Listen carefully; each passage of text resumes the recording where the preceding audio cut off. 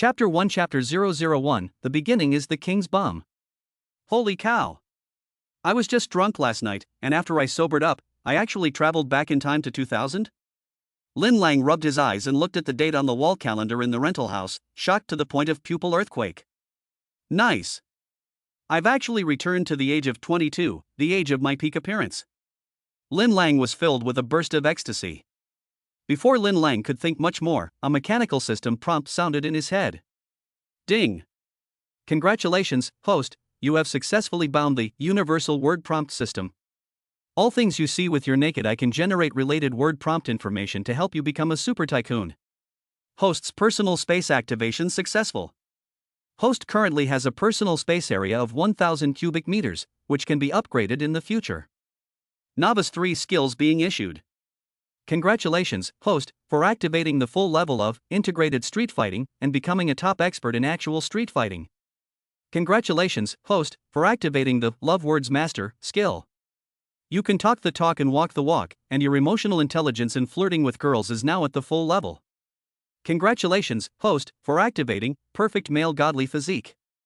You now have the standard perfect body of a male god, with 8-pack abs, pecs, and back muscles. You look thin in clothes and have muscles when you take them off, comparable to walking hormones.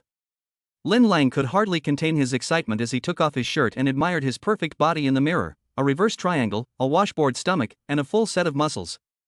Awesome! I just traveled back to the year 2000 and activated the system's golden finger, and it's going to be hard for me not to get rich in this lifetime.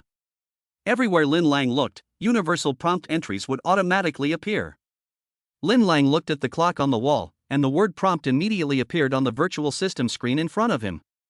Ding! Wall-mounted analog quartz clock, low value, currently equipped with a AAA battery, remaining power 22%, 31 days, 6 hours, 7 minutes and 45 seconds until power runs out. No way! Is the omnipotent word prompt system really that omnipotent? Lin Lang's gaze fell on the closet in the rental room. Ding! Old pinewood wardrobe, low value, as it has been damaged by damp and termites, and is recommended to be treated against insects. Awesome! Even the pinewood furniture attracts insects, and the omnipotent word system can prompt this. It seems that the system's prompt function is very powerful. In the second-hand peony TV in the rented room, the program Animal World with a full sense of the times was playing. Spring has arrived, everything is reviving, and it is the season for animals to reproduce. Knock, knock, knock. There was a knock on the door of the rental house. Creak. Lin Lang opened the door with his shirt off. He saw the landlord's wife, Gu Keqing, a beautiful woman with big curly waves, wearing a short cheongsam that hugged her hips, stepping out of the room in a pair of Chanel high heels. Gu Keqing had a curvy figure, and the cheongsam wrapped her graceful body, the perfect cut outlining her graceful curves. The unique charm of a light and mature young lady seems to radiate from the core of her being. Landlord's wife Gu Keqing's big, butterfly-like eyes lit up the moment Lin Lang opened the door. Gu Keqing was a little surprised that her male tenant Lin Lang had such a perfect figure, with clearly defined abdominal and pectoral muscles and a perfect head-to-shoulders ratio. Lin Lang politely greeted her, "Hello, landlord's wife." As he spoke, a flash of golden light suddenly appeared in front of Lin Lang's eyes, and a virtual system light screen suddenly appeared, displaying the landlord's wife, Gu Keqing, with sparkling information prompt entries. Name, Gu Keqing. Gender, female. Blood type, O type. Age, 32 years old. Height, 172 centimeters. Weight, 56.5 kilograms. Comprehensive score for body and appearance, 9.6 points. Married, husband Chu Tiannan is the heir to the Truman Group. As the president of a listed company, he only likes people of the same sex and dislikes women. His marriage to his wife Gu Keqing is only a formality. They have the name of husband and wife, but not the real love of husband and wife. Occupation, full-time wife. Assets under her name, owns 16 real estate residences in Shanghai, 5 luxury cars, and stock options in the Truman Group with a market value of over 78 million Huaxia currency. Desire words, lonely, isolated, and cold, lacking emotional and spiritual companionship. She has long suppressed her feelings and yearns for a simple, handsome boyfriend. Formal marriage, also known as a cooperative marriage or a marriage of convenience. It refers to the practice of holding a wedding or going through the legal formalities with another person for a certain purpose, while maintaining the status of husband and wife in name only. The purposes include sharing interests and political marriage. Lin Lang never expected that the president of Truman Group, Truman Shunan, was actually gay, and that he was only in a marriage of convenience with his stunning wife, Gu Keqing. The stunning landlady, Gu Keqing, actually spends every night alone in her empty house, and she and her husband, Truman Shunan, are just a fake couple. Gu Keqing said, "Lang, you've already owed 3 months' rent. Isn't it time you paid up?" Landlady, can you give me a few more days? I just graduated from college and haven't found a job yet. Next month, I'll definitely pay the rent I owe in one go. Lin Lang awkwardly smiles and scratches his head. Don't call me landlady, call me Sister Keqing from now on. Lang, you're not even letting me in to sit down? Pour me a glass of water to drink, it's hot as hell in the summer in the country, I'm so dry and thirsty, so hot. Gu Keqing pretended to be charming as she placed her left hand on the doorframe, swinging her right hand to fan herself, and flirtatiously looking at Lin Lang with her charming eyes. Chapter 2 Chapter 002 The Stunningly Beautiful Gu Keqing. Al generates the landlord's wife Gu Keqing's beautiful photo. Air. Lin Lang hurriedly smiled and politely said, Keqing, please come inside. The room of a single man is a bit messy, so don't mind it. Gu Keqing walked into Lin Lang's rented house very womanly, stepping in her high heels and swaying her waist. She sat beautifully on the sofa in the living room, elegant and charming. Lin Lang poured some water while sweetly saying, Sister Keqing, you are really pretty, just like a spring flower. Ha ha. Lang, don't think that just because you are sweet and can make your sister happy, you can avoid paying the rent. Gu Keqing took the glass of water. Sister Keqing, I am a poor college student, and my wallet is even emptier than my face. I really don't have the money to pay the rent right now. Can you give me a few more days? Gu Keqing used her white, slender hands to pat the sofa and replied, the rent is negotiable. Lang, why don't you sit over here and watch Animal World with your sister for a while? Oh, great. Lin Lang sat on the sofa in response. Because Gu Keqing liked guys with simple personalities, Lin Lang deliberately kept his distance from her. His somewhat constrained and immature appearance made Gu Keqing think he was very cute.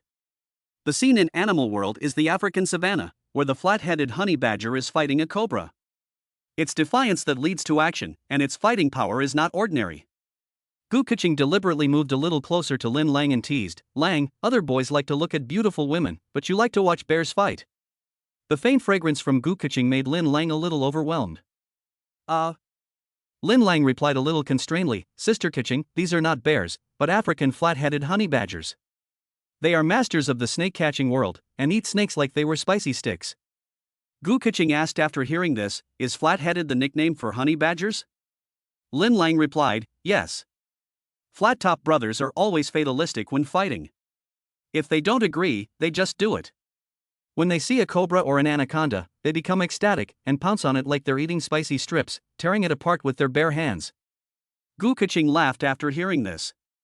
Seeing Lin Lang's prudish expression, Gu Keqing couldn't help but tease him, Lang, watching African flat-top brothers tear apart cobras with their bare hands is really more interesting than watching beautiful women? Air. Lin Lang dodged Gu Keqing's burning gaze and continued watching Animal World, replying, of course it's watching the African flat-headed brother, tearing apart poisonous snakes on the savannah that's more interesting. Gu Keqing saw that Lin Lang had sweat dripping down the side of his face and couldn't help but laugh, saying, Lang, are you nervous sitting with your sister watching TV? Why are you sweating? Lin Lang laughed awkwardly and lied, Sister, you've got it all wrong. I'm not sweating from being nervous about sitting with you and watching TV. I'm sweating from being nervous about watching Animal World and seeing the African flat-headed brother tearing up poisonous snakes in a fight. Lin Lang breathed in the perfume on Gu Keqing's body, which somewhat intoxicated him and made him feel deeply unable to extricate himself. Gu Keqing gently wiped the sweat off Lin Lang's forehead in a somewhat ambiguous action, teasing him, Lang, are you nervous about poisonous snakes? Or are you sweating because you're afraid of losing to the honey badger? Of course I'm nervous about the poisonous snakes.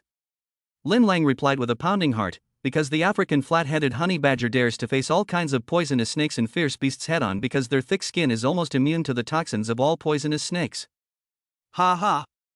Gu Keqing smiled sweetly after hearing this, looking at her male tenant Lin Lang with affection in her eyes, which made Lin Lang feel a little uncomfortable.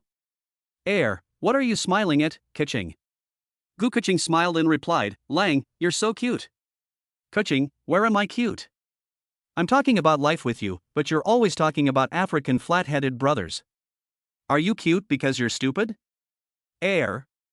Lin Lang deliberately didn't respond, and with an exaggerated expression, pointed at the TV and said, Sister Kaching, look. African Baldy just ripped apart a cobra with his bare hands, and then immediately fought with a highly poisonous black mamba. He is prepared to fight to the death, and he is having a feast with this black mamba, which is known as the African Reaper. Gu Kaching asked somewhat speechlessly, is it me that looks better, or is it African Baldy? Lin Lang pretended to be bashful and looked at Gu Kaching, who was staring at the ceiling in pure lust. He rolled his throat and replied, Sister Kaching is good looking, and so is the African bald guy. Ha ha. Gu Kaching was successfully amused, but couldn't help but complain, Lang, are you here to make fun of me? Lin Lang couldn't help but look directly into Gu Kaching's big, wide eyes, and he followed his heart and said, actually, it's Kaching who looks good, so good that I'm embarrassed to look at you. Gu Kaching shifted on the sofa, deliberately sitting close to Lin Lang, and said, Lang, you're so handsome, and you don't seem like the kind of man who doesn't know how to show his affection. You're just joking, Kaching. Lin Lang said with some sweaty palms, brother, I just graduated from university and haven't had a girlfriend yet. I don't really know how to get in touch with girls, so I hope you don't mind, Sister Kaching. Lang, you're so handsome, with such a good body with pecs and abs, how come you never had a girlfriend while you were at university? Lin Lang replied seriously, when I went to university, my mind was focused on my studies, and I didn't have any thoughts of falling in love. Gu Kaching was secretly pleased to hear this and asked flirtatiously, so, Lang, what kind of girl do you like? I'm a little embarrassed to answer you, Kaching's sister. What are you embarrassed about? Tell me, Lang, I want to know. Gu Kaching looked at Lin Lang with affectionate eyes. Lin Lang, a drama queen, deliberately lowered his head and replied with a finger snap, my parents died young, and I like maternal love, so I kind of like girls who are a little older than me. Gu Kaching was secretly delighted to hear this, but because Lin Lang was an orphan, she felt a little sad for him. I'm sorry, Lang. I made you mention your sad past. I didn't realize you were an orphan. It's okay. Lin Lang forced a smile. Gu Kaching took the opportunity to take Lin Lang's hand and said, Lang, let me take care of you from now on, okay? Kaching, do you have any quick-acting heart pills on you? No. I don't have a heart condition, so why would I need quick-acting heart pills when I go out? Lin Lang breathed in the faint fragrance of Gu Kaching's body and said with some difficulty, Kaching, when you hold my hand like this, my heart is beating really fast. Gu Kaching smiled charmingly and said, if I kiss you, won't you need to call an ambulance? You're not thinking of taking my first kiss, are you? Gu Kaching was very surprised and said, are you serious, Lang? You've already graduated from university, and you still have your first kiss? Lin Lang nodded sheepishly. Lang, you're not going to lie to your sister, are you? It's not something to be proud of, so I don't need to lie to my sister. Gu Kaching said affectionately, Lang, then close your eyes now, I have a surprise for you. Okay. Lin Lang obediently closed his eyes, his heart pounding with excitement. Chapter 3 Chapter 003, Anything You Want. The lustful Gu Kaching on the ceiling gave Lin Lang a light kiss on the lips, and Lin Lang's heart was pounding as he opened his eyes. The moment their eyes met, the sparks of love flashed like lightning. The taste of Sister Kaching was the sweet taste of peaches, hee hee. Gu Kaching smiled and pursed her lips, that's the taste of my lip gloss. Do you like me, Lang? I do. Lin Lang nodded like a bobbing head. How much do you like me? Very much.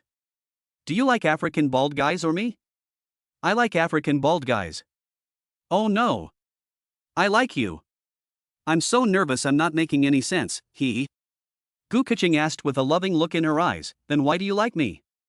Lin Lang replied sweetly, Sister Kaching is so beautiful that she is the ceiling of pure desire. There are countless beautiful women in the world, but I like only you. Hee hee. Gu Kaching smiled charmingly. Then Lin Lang pretended to be mysterious and said, Sister, I know a little about Joey metaphysics and can read palm and face lines. Do you want a fortune telling? Great. Then you can take a look at my face first. Gu Kaching smiled. But why does it look like you haven't had a man to nourish you for a long time, and it seems like you've been alone in your empty room every night? Air. No way? You can tell that I haven't had a man to nourish me? Lin Lang spoke seriously but nonsense. Women who haven't received the nourishment of love in men for a long time, their hearts are like crackland, yearning for the rain and dew of love to nourish them. The face reflects the heart. My younger brother can tell from my face that your marriage is a sham, that it's the same whether you have a husband or not. You're lonely and cold. Life is so depressing that your face naturally looks dull and lifeless. Gu Kaching retorted stubbornly, that's not true.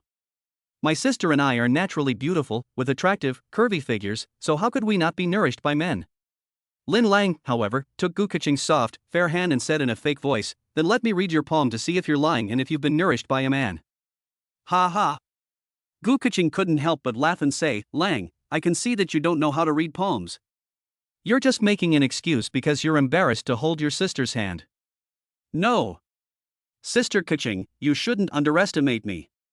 If I read your palm and analyze the love line, I can tell your temperament, your luck in love, and your marriage prospects. Gu Kaching smiled sweetly and said, okay. I don't underestimate you, so I'll let you read my palm. I'll see if you can tell me the first, second, and third. Lin Lang stroked Gu Kaching's slender hand and looked seriously at her palm lines. Gee. Sister's love line shows that she is destined for a second marriage. Now, either the two of you are living apart, or you have separate houses and separate beds, and the marriage has long since become a name without a reality. Lang, you're really quite accurate. Lin Lang continued to act cocky and said, from Sister Kaching's palm lines, I can conclude that you are in the besieged city of marriage. Although you are well off and materially you lack for nothing, you are unfortunate in terms of your emotions and your body. You really are pitiful to see, and it makes me feel so bad for you, little brother. Gu Kaching exclaimed in amazement, Lang, you're amazing, how can you tell all that just by looking at me? What's even weirder is that you're obviously married with a husband, so how come you're still a virgin? Gu Kaching's face flushed as she heard this, and she was utterly flabbergasted. Lang? Can you tell that I'm still a virgin? Lin Lang nodded. Gu Kaching said embarrassedly, It's embarrassing for me to say that I'm still a virgin, isn't it? Lin Lang laughed, looks like you're taking advantage of me. Naughty. Gu Kaching blushed. Lin Lang took Gu Kaching's warm hand and raised an eyebrow. I can also tell from your palm lines that you're going to have a love affair this year that you can't avoid.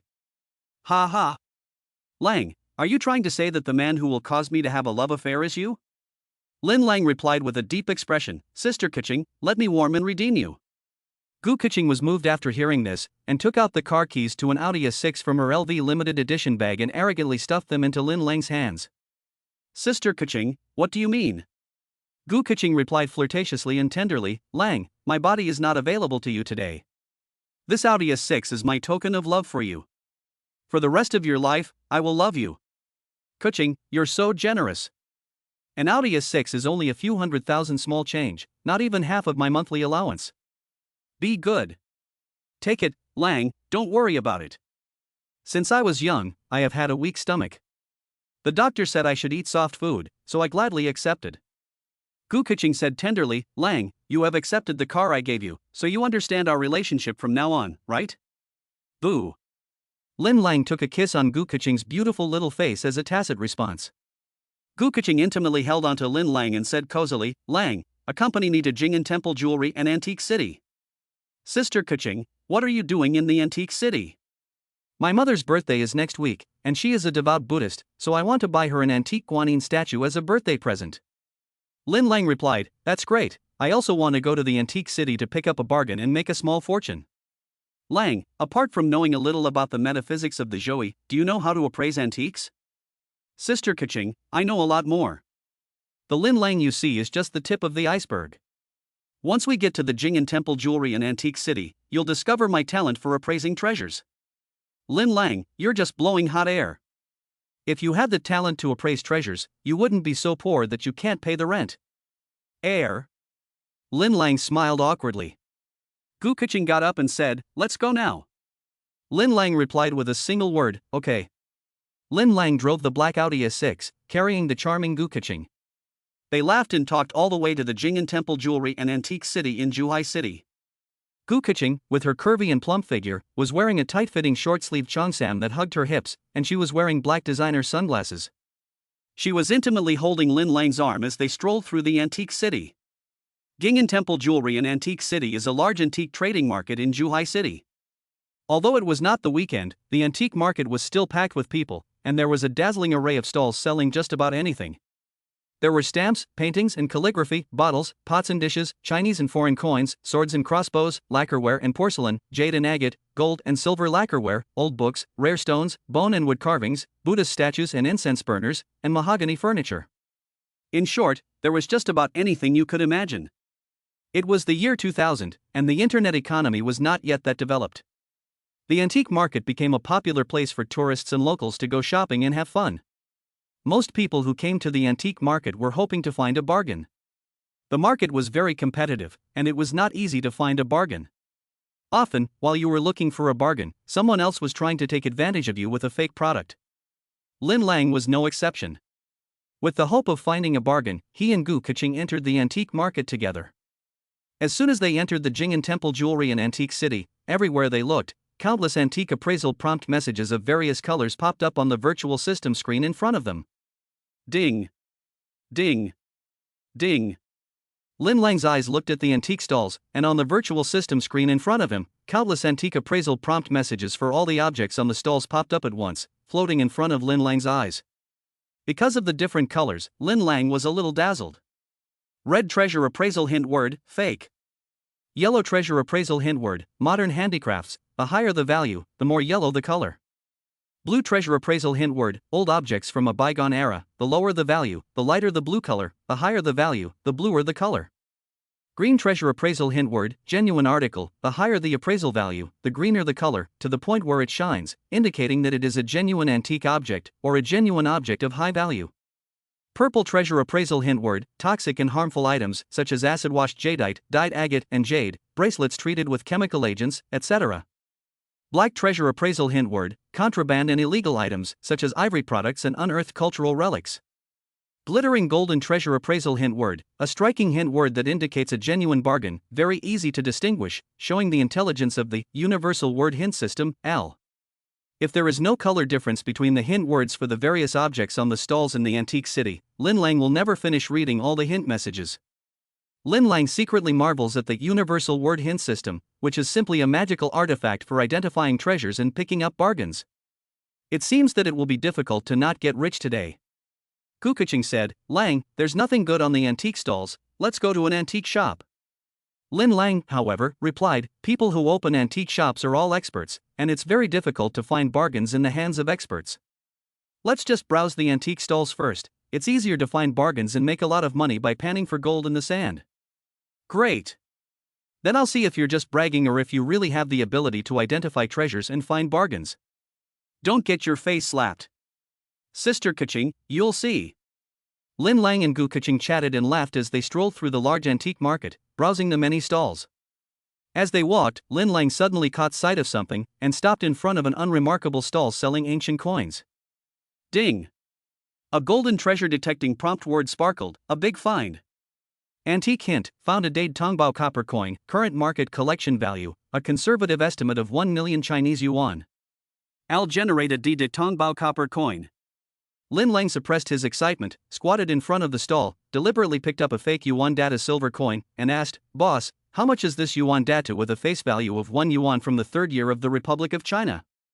The middle-aged stall owner, sitting on a small bench, replied, 100 yuan. Gu Kaching stood aside and reminded, Lang, there are too many fake yuan data silver coins. Are you sure this one is real? Lin Lang shrugged and lied, I'm not sure. The middle-aged stall owner bragged, young man, don't worry about buying it. My ancient coins are all real. The yuan data silver coins are appreciating in value quickly, and the value of your collection will almost certainly double in a year. Red treasure appraisal tip word, this yuan data silver coin is a low-quality fake. After hearing this, Lin Lang thought to himself, it's no use trying to fool me. I'm just trying to distract you while I really want to take down that De Tong Bao copper coin with the golden entry prompt flashing.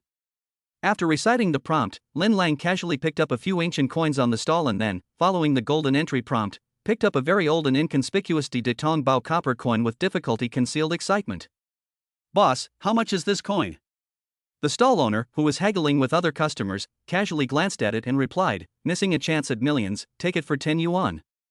Lin Lang was secretly ecstatic after hearing this and hurriedly gripped the Datian Tongbao copper coin in his hands, took out 10 yuan from his pocket and handed it to the busy stall owner. Goodbye, boss. Having successfully picked up a big bargain, Lin Lang, with the $1 million Datian Tongbao copper coin in his hands, stood up from in front of the ancient coin stall and tried to leave.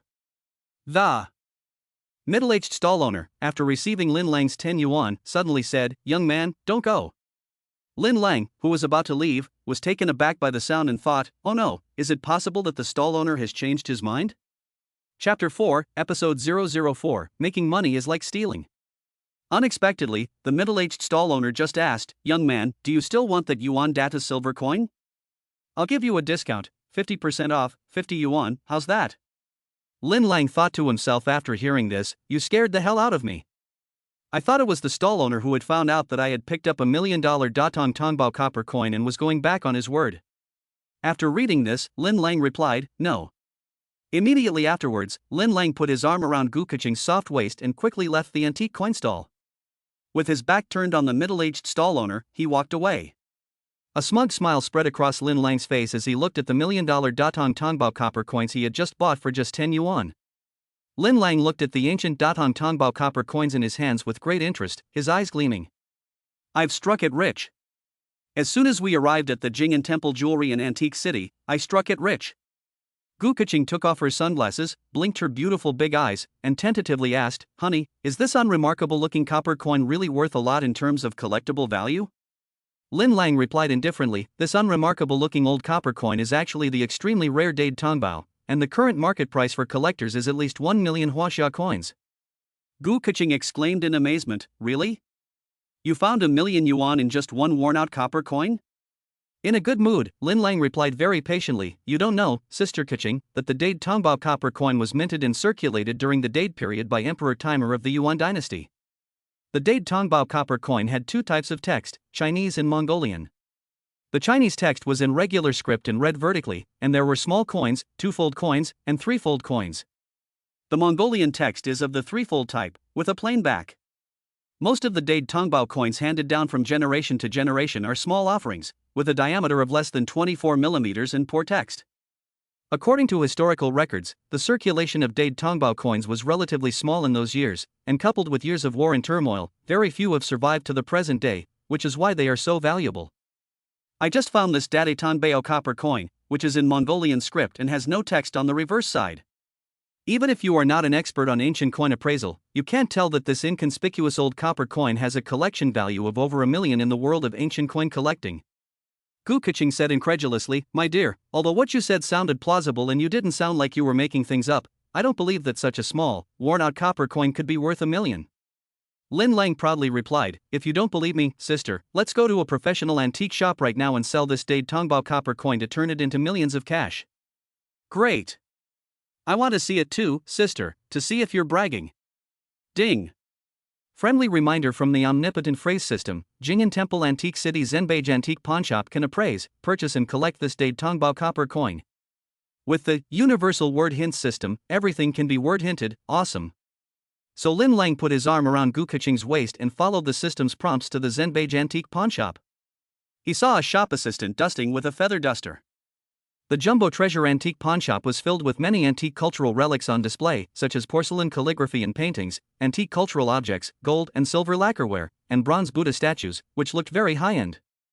Lin Lang's glance triggered the universal word hint system, and the virtual system light screen in front of him immediately provided a barrage of word hints to appraise the antique calligraphy and paintings on display in the Jumbo Treasure Antique Pawnshop, and it turned out that none of them were fakes. This also shows that the appraisers at the Jumbo Treasure Antique Pawnshop must be experts in their field, and the owner is also a very capable antique dealer.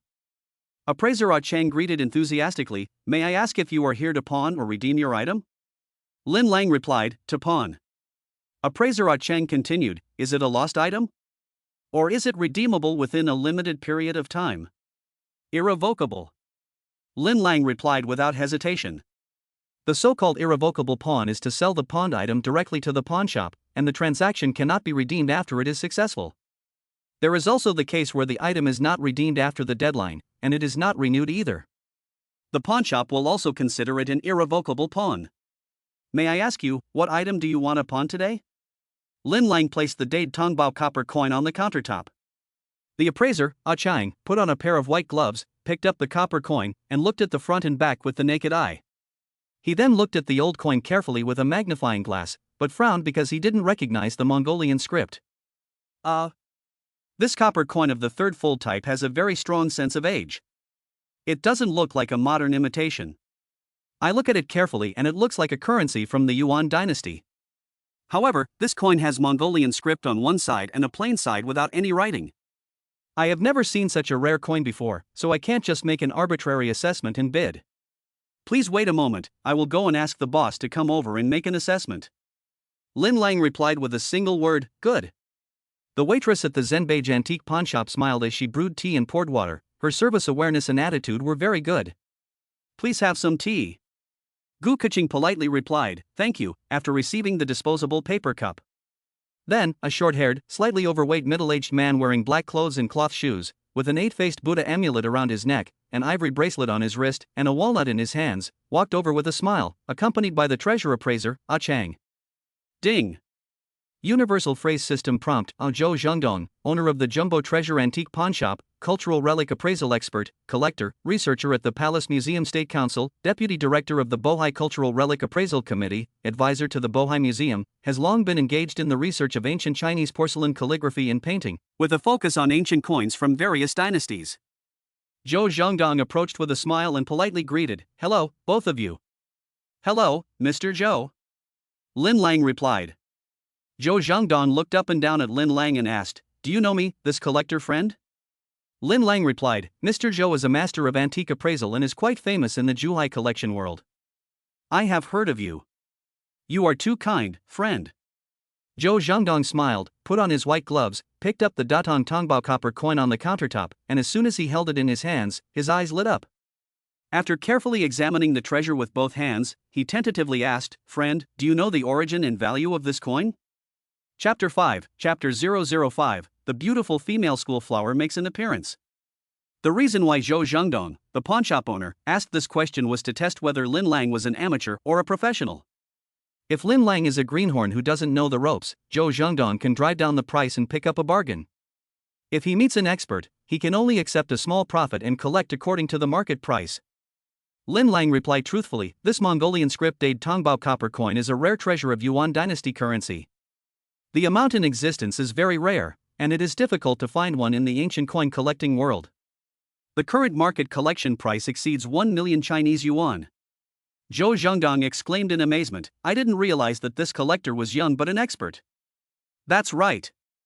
This copper coin with the Mongolian script de Tongbao is indeed a treasure. It is rare to find it in the ancient coin collecting circles in Shanghai, and the number of them in existence is also very scarce throughout the country. The market price of a small de Tongbao copper coin with a Chinese character pattern in fair condition can reach tens of thousands of yuan, and a good one can exceed 100,000 yuan. The market price of two-fold and three-fold de Tongbao coins is even higher. This three-fold de Tongbao copper coin with a Mongolian character pattern is in almost perfect condition. It is very rare in the world of ancient coin collecting and has always attracted much attention. It is regarded as a peerless treasure by many collectors. Gu Keqing, who was standing nearby, secretly marveled after hearing this that Ah Lang had not been exaggerating. This seemingly unremarkable old copper coin was actually worth a fortune. Appraiser Ah Chang exclaimed in shock, boss, this old copper coin with Mongolian script on one side and a plain backside was minted during the date era, 1297 to 1307, by Emperor Timur of the Yuan dynasty? Zhou Zhengdong laughed and replied, that's right. After hearing this, the appraiser at Cheng's eyes lit up, and he exclaimed, I've only heard about de Tongbao copper coins with Mongolian script in the world of treasure appraisal, and I've never seen one before. Today I've really learned something. Lin Lang said, this de Tongbao copper coin with Mongolian script has superb craftsmanship, pure copper, and a smooth and delicate surface. The coin is engraved with exquisite patterns, the characters are clear, and the lines are smooth. It is definitely a rare ancient coin from the Yuan dynasty. Appraiser A. Cheng exclaimed, yes. This Mongolian script dated Tongbao copper coin is in perfect condition and has extremely high historical and artistic value. It is indeed a rare treasure of ancient coins. Zhou Zhengdong, as if he had just found a treasure, carefully put on his glasses and picked up the magnifying glass on the counter to carefully examine the obverse and reverse of the dated Tongbao copper coin. With years of experience in appraising treasures, Zhou Zhengdong, the owner of the Zenbeige antique pawnshop, can confirm with 100% certainty that this old copper coin is the rare Yuan dynasty dated Tongbao copper coin. Collector, are you really willing to part with this rare Dade Tongbao copper coin and pawn it to our pawnshop? Lin Lang replied, as long as your bank's offer is reasonable and there is a pawn ticket as proof, I will never regret it. Zhou Zhangdong wanted to bargain down the price, and spread his palm to make a 5, meaning to offer 500,000 Chinese yuan. Lin Lang's mouth curled up and he sneered, Boss Zhou, you know how to bargain, but I, Lin Lang, don't even care about the measly 500,000 Chinese yuan. This rare Dade Tongbao coin has a current market collection value of over 1 million Chinese yuan. If you go to any antique auction house on Hong Kong Island, there is a high probability that you can bid a sky-high price of 1.5 million Chinese yuan. I won't sell it for less than 1 million Chinese yuan. Zhou Zhangdong laughed after hearing this. This young collector is very knowledgeable, and he even knows the auction price of this Dade Tongbao coin. However, the auction house on Hong Kong Island has to pay a channel fee and commission. Coupled with the time cost, even if this rare Dade Tongbao copper coin can be auctioned at a good price at the Hong Kong Island auction house, our Jinju Pavilion will not make much profit. 800,000. Our Jinju Pavilion will bid 800,000 Huaxia coins to acquire your Dade Tongbao copper coin, and there may be a little profit margin. Lin Lang, however, smiled and shook his head, saying, not for 1 million Huaxia coins less. According to international practice, the commission charged for the auction of antiques or works of art is generally 10%. I know that you pawnbrokers deliberately devalue the goods when you receive them and give a low valuation. This is the pawnbroker's sales technique, so there is no need for Mr. Zhou to play psychological warfare with the younger generation. Just give me a quick answer. If your bank accepts 1 million Huaxia coins as payment, we can sign the pawn ticket and cooperate happily. If your bank insists on lowering the price and cannot accept less than 1 million Huaxia coins as payment, then we will part as friends, and I will take my leave and not continue to trouble you. Zhou Zhangdong praised after hearing this. It seems that, young man, you are no ordinary person. Since you are an expert, Zhou, I don't need to beat around the bush. 1 million Huaxia coins is a deal. Okay. Lin Langxian smiled. Gu Keqing, who was standing nearby, was shocked and stunned after hearing this. She never expected that Lin Lang had actually sold an ancient bronze coin for a sky-high price of 1 million Chinese yuan after spending a mere 10 yuan to buy it at a bargain price. The finance staff at the Treasure Pavilion began to write the pawn ticket and the pawn agreement, and reminded him that since it was a total loss, it meant that the pawnee would neither redeem nor renew the pawn. The money was handed over and the goods were delivered. Once you leave the door of our Treasure Pavilion antique pawnshop, there is no way to undo it. The pawn ticket is proof that there will be no regrets. Lin Lang signed his name on the pawn ticket and the waiver agreement. Zhou Zhangdong took out his checkbook and wrote a check for 1 million Huaxia currency for the payee Lin Lang for business payments, and then handed it to Lin Lang. Ding! Friendly reminder from the omnipotent word system, this Huaxia bank check for 1 million Huaxia currency is real and valid. After Lin Lang received the check, he said with a smile, happy cooperation, I wish you a prosperous business and a fortune. Zhou Zhangdong took the initiative to shake hands with Lin Lang and said, thank you very much for your patronage, Mr. Lin. In the future, if Mr. Lin has any more collectibles to sell, please think of our Jumbo Treasure Antique Pawnshop. Let's be friends. Here's a business card of Zhou's. Please keep it, Mr. Lin. Lin Lang politely replied, of course. Seeing Lin Lang easily pick up a profit of 1 million Huaxia currency, Gu Keqing couldn't help but look at Lin Lang in a different light. Gu Keqing has a good sense of propriety. She didn't say a word the whole time, just stood by Lin Lang's side, keeping him company, and secretly felt happy for him. After the pawn transaction was complete, Lin Lang said with a smile, let's go, sister. Gu Keqing replied softly. Have a good day, Mr. Lin. Zhou Zhangdong, the owner of the Jumbo Treasure Pavilion, treated everyone with courtesy and personally saw them off. The sound of a motorcycle roared. Lin Lang and Gu Keqing had just walked out of the door of the Treasure Pavilion. They saw a sweet and cool biker girl wearing a tight black leather jacket, with a body that was so fit it was about to burst. She was holding a cool helmet in her hands, wearing black biker gloves, her long hair flowing freely, and a light smoky makeup on her face. She got off a motorcycle. I'll generate Zhou Mengyao's beautiful photo. Lin Lang, why are you here? The sweet, cool, and beautiful biker girl actually took the initiative to greet Lin Lang enthusiastically. Lin Lang looked at the sweet, cool, and beautiful biker girl who was both fierce and unrestrained, and asked tentatively, you are? The sweet, cool, and beautiful biker girl replied playfully and charmingly, I'm your high school classmate, Zhou Mengyao. It's only been 4 years since college, Lin Lang, you brat, you've forgotten about me, your classmate? Chapter 6 Chapter 006 Sweet and Cool Biker Goddess. Ding. Pop-up prompt from the omnipotent word system. Name, Zhou Mengyao. Gender, female. Blood type, AB. Age, 22 years old. Height, 175 centimeters. Weight, 56 kilograms. Overall score for body and appearance, 10 points, perfect school beauty, white moonlight, full marks. Unmarried, no boyfriend. Occupation, number 1 female professional motorcycle racer in Xiagua. Honors, 1999, won the championship in the CL2 category of the Zhuhai City Super Racing Festival motorcycle racing. 1999, won the championship in the CSBK Kyoto station of the Huaxia Superbike Championship.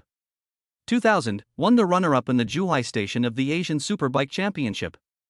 2000, won the championship in the Zhuhai station of the National Road Race Championship, etc., more than 20 glorious titles. Companies under his name: Zhuhai Mengyao Professional Motorcycle Racing Club, Zhuhai Mengyao Motorcycle Theme Bar Club, Zhuhai Mengyao Motorcycle Sales Company, Ltd. Desired entry: longing to chase the wind and freedom, seeking freshness and excitement in speed and passion, the emotional world is temporarily blank, longing for a passionate love. Al generates Zhou Mengyao's beautiful photo. Lin Lang exclaimed, "Mengyao, you've changed a lot, haven't you? When you were at school, you were the innocent and cute high school beauty queen. How come after 4 years of university, you've become a cool and sexy biker goddess?" Zhou Mengyao held the cool helmet with one hand, swung her long hair sweetly and coolly, looked at Lin Lang charmingly and said with a sweet smile, "Haven't you heard of the saying you've changed a lot? Lin Lang, after you graduated from high school, you never contacted me, your classmate." "What do you mean?" Lin Lang said with some sadness, "After I graduated from high school, I had just applied for college, when my parents died in a car accident. The driver who was drunk and caused the accident also died, and I basically didn't receive any compensation. The death of my parents hit me hard, and I had to work hard to earn tuition and living expenses during my 4 years of college. So during my 4 years of college, I not only didn't contact Mengyao, but I didn't contact any of my high school classmates." Zhou Mengyao said after hearing this, "I'm sorry, Lin Lang. It made you recall sad memories." Lin Lang forced a smile. "It's okay, it's been 4 years since my parents passed away, and I've already let go."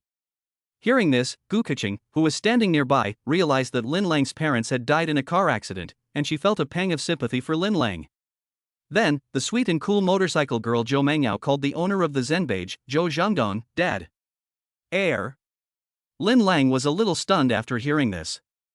He didn't expect that Zhou Mengyao, his high school classmate and deskmate, was actually the daughter of Zhou Zhangdong, the Zenbage master. Zhou Zhangdong, who was holding a nut in his hands, smiled and said, "I didn't realize that Mr. Lin and my daughter Mengyao were actually high school classmates, and even had the same desk relationship. What a coincidence." Lin Lang politely replied, "I'm a junior and I've just met you, Uncle Zhou. I didn't know that, and I hope you'll forgive me if I've been rude." "Lin Lang, how did you and my father cross paths?" Lin Lang replied in a low-key manner, "I was just at your family's pawnshop to handle some business, and I didn't realize that Uncle Zhou was your father." Zhou Mengyao said, "I see. This beautiful woman must be your girlfriend, right?" Zhou Mengyao glanced over at Gu Keqing, who was wearing a luxurious Cheongsam, a Patek Philippe luxury watch, a limited edition Louis Vuitton bag, Chanel high heels, and designer sunglasses. Lin Lang didn't know how to answer that she was the landlord's wife, so he lied and said, "This is my cousin, Gu Keqing." Gu Keqing politely took off her sunglasses and greeted, "Nice to meet you." Zhou Mengyao narrowed her eyes and smiled sweetly, "So I was mistaken, but cousin Keqing is nice." Gu Keqing smiled slightly and politely said hello back. Zhou Zhangdong asked with concern, "Daughter, didn't you have a shoot today for the Ocean motorcycle endorsement commercial?" Zhou Mengyao said sadly, "I just finished filming, so I haven't even taken my makeup off. In the afternoon, I have to go to Beijing TV to do a TV interview, and in the evening I have to shoot the cover of a motorcycle magazine. My daughter is so busy she can't even think straight." Zhou Zhangdong said in a doting voice, "Our family doesn't lack money, so just be a rich kid. Isn't it good to spend money every day? Dad, who teaches their own daughter to stay at home and be a burden?" Zhou Zhangdong frowned and replied, "Dad also wants you to improve yourself, but your career as a professional racing driver is, after all, very dangerous.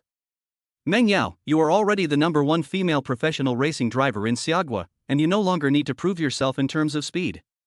Even if you like racing, you have your own professional motorcycle racing club, and you have signed up some professional racing drivers to train under you, so you can just be the boss full time. In the future, don't participate in the races yourself, and don't make Dad worry, okay? If you get injured while racing, how will your mother and I feel? Zhou Mengyao stubbornly replied, Dad, you're just repeating yourself. Amongst the professional female racers in Asia, I'm currently ranked 5th. As long as I get enough points to become the top female racer in Asia, I'll consider retiring, okay? There's nothing I can do about you. Zhou Zhangdong waved his hand and left, returning to the Zhenbeige antique pawnshop. Zhou Mengyao hugged the cool helmet and shrugged her shoulders, saying, Alas, Lin Lang, do you think my father is a stumbling block in my career? Lin Lang laughed and replied, Your father is also worried about your safety. You are indeed in danger as a professional racing driver. Uncle Zhou is a famous antique dealer, expert appraiser, and collector in Shanghai. The estimated value of his collection is at least several hundred million. Since you are his only daughter and will inherit the family business, of course he hopes that you will retire from racing and go into business, so that you can live a peaceful life. Zhou Mengyao gave a sweet smile after hearing this, then played with her long, flowing hair, looking at Lin Lang sweetly and coolly and asking, No more about me. After you graduate from university, are you going to do a postgraduate degree or have you already found a good job and started working? Lin Lang replied, I majored in finance in university, and after graduation I plan to start a financial investment company here in Zhuhai. Zhou Mengyao handed Lin Lang one of her business cards and said with a smile, We should have the opportunity to work together and make money. Good. Lin Lang smiled. See you later. Zhou Mengyao waved goodbye. Lin Lang replied goodbye. But Gu Keqing said goodbye. Zhou Mengyao, who was well educated, did not forget to politely say goodbye to Gu Keqing. Gu Keqing replied goodbye beautifully. At 32 years old, Gu Keqing is the ceiling of pure and lustful older sisters. At 22 years old, Zhou Mengyao is the sweet, cool, and sexy locomotive goddess. These two stunning beauties, appearing in the same frame at the same time, are really hard to tell apart, and they are both one in a million. After bidding farewell to Zhou Mengyao and leaving the Jumbo Court antique pawnshop, Gu Keqing surprisingly asked, Lang, is your high school beauty queen classmate Zhou Mengyao prettier, or is your sister prettier? Chapter 7, Chapter 007, Picking Up a Bargain, Antique. Lin Lang sweetly replied, Of course it's Sister Keqing who looks better. With her cherry lips, slender waist, crescent-shaped eyebrows, fair skin, beautiful long legs, the more I look at her, the more she looks like Yang Yuhuan, or even Shishir or Saimiao. Gu Keqing laughed and covered her mouth. Lang, your mouth tastes like honey, do you always speak so sweetly? Lin Lang replied, I'm telling the truth, sister is beautiful in my eyes. I don't believe the nonsense you men say. Lin Lang shrugged. Lang, you just picked up 1 million Chinese yuan, why don't you look very excited? Lin Lang even replied, just picking up 1 million Chinese yuan is just pocket change. I want to first earn a small goal of 100 million, step over the threshold of the wealthy class, join the upper class, and then use money to make money to become a wealthy tycoon. I should be a little excited inside the day I become the richest man in Zhuhai City, right? Gu Keqing smiled and said, Lang, you are serious nonsense, bragging without a shred of paper, quite funny. Hey! Why am I bragging without a shred of paper? I just picked up 1 million Huaxia currency at a cost of 10 yuan. Can't you believe that I have the ability to become the richest person in Zhuhai? Gu Keqing smiled and said, You must have had some really good luck just now. You can't take temporary luck as your strength, can you? Hey! What I can't stand is being underestimated by women. Let's continue to browse the antique market and pick up bargains. I want to show you what it means to make money as easily as drinking water. Great! Then let me see if your talent for spotting rare treasures is just a stroke of luck or if you have the talent to continue to make a fortune. I look forward to seeing what priceless treasures you will find in the antique market. Lin Lang and the stunning Gu Keqing continued to browse the antique stalls in the Jing'an Temple Jewelry Antique City, laughing and chatting like a couple. Gu Keqing saw an old porcelain bowl with ancient patterns on a miscellaneous goods stall and casually asked the owner, How much is this porcelain bowl? 135,000, the stall owner asked for a high price. Gu Keqing was puzzled and said, A broken porcelain bowl, why is it so expensive? The stall owner even replied, This is the porcelain bowl that Pan Jinlian used to feed Wu Dalong medicine. How can it not be expensive? Is that really true? The stall owner replied with conviction, Of course it's real. If you like this porcelain bowl, you can bargain, it's just business. Gu Keqing looked at Lin Lang after hearing this and asked incredulously, Lang, Is what the stall owner said reliable? Because on the system's virtual light screen, it displayed the yellow treasure appraisal prompt entry, so Lin Lang smiled and replied, "It's just a modern handicraft, not worth much." Gu Keqing pointed to a brass pagoda on the stall again, which looked very old, and asked, "How much do you want for the pagoda?" The stall owner replied, "This is the Wenchang pagoda of the Heavenly King of Carrying Towers." Gu Keqing couldn't help laughing and asked, "Where did you get this Wenchang pagoda of the Heavenly King of Carrying Towers?" The stall owner replied with no sense of shame, "My ancestors left it to me." Lin Lang laughed and said, "If this pagoda were real, you wouldn't be selling things on the street." The stall owner held up the pagoda and said, "Do I look like the lord of the pagodas to you?" Lin Lang teased, "You look like the king of the street stall vendors. You set up a stall selling antiques and tell tall tales. The antique market is really deep. It seems that if you don't have the eye to spot a bargain, it's even harder than winning the lottery." Gu Keqing and Lin Lang slowly left the miscellaneous goods stall. Lin Lang said as they walked, "The whole point of visiting an antique market is to have fun, and it's sometimes quite interesting to listen to the stall owners brag and make up stories." As they walked, Gu Keqing saw an old bronze cup on an antique stall and asked curiously, "Boss, how much is this bronze cup?"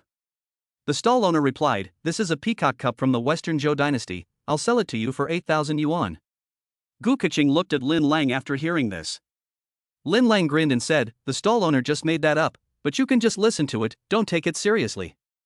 Whenever there is an antique bronze object on the stall owner will say that it is from the Eastern Zhou dynasty or the Western Zhou dynasty, but in fact, it was all made old last week. If you buy one, the stall owner will just set up another one exactly the same. Am I right, boss? Hee, the stall owner scratches his head and smiles awkwardly. Gu Keqing points to a yellow porcelain cup on the stall and says, "Lang, I saw the same model of chicken cup when I was visiting the Tianjin Museum." The stall owner brags, "This is the chicken cup that Empress Dowager Cixi used for tea." Lin Lang sneers, "Boss, you're really funny. If the Empress Dowager Cixi used the chicken cup for tea, why is the bottom pattern from the Tang dynasty?" The stall owner scratched his head awkwardly and laughed, "Maybe I remembered it wrong, it should have been used by Empress Wu Zetian to drink tea." "You're really something, just blurting it out." Lin Lang laughed. Gu Keqing said, "Let's go, Lang, it seems that this stall is full of fakes too, let's go and look at some more stalls." Lin Lang was just about to leave when the virtual system light screen in front of him suddenly started flashing with golden light. Ding!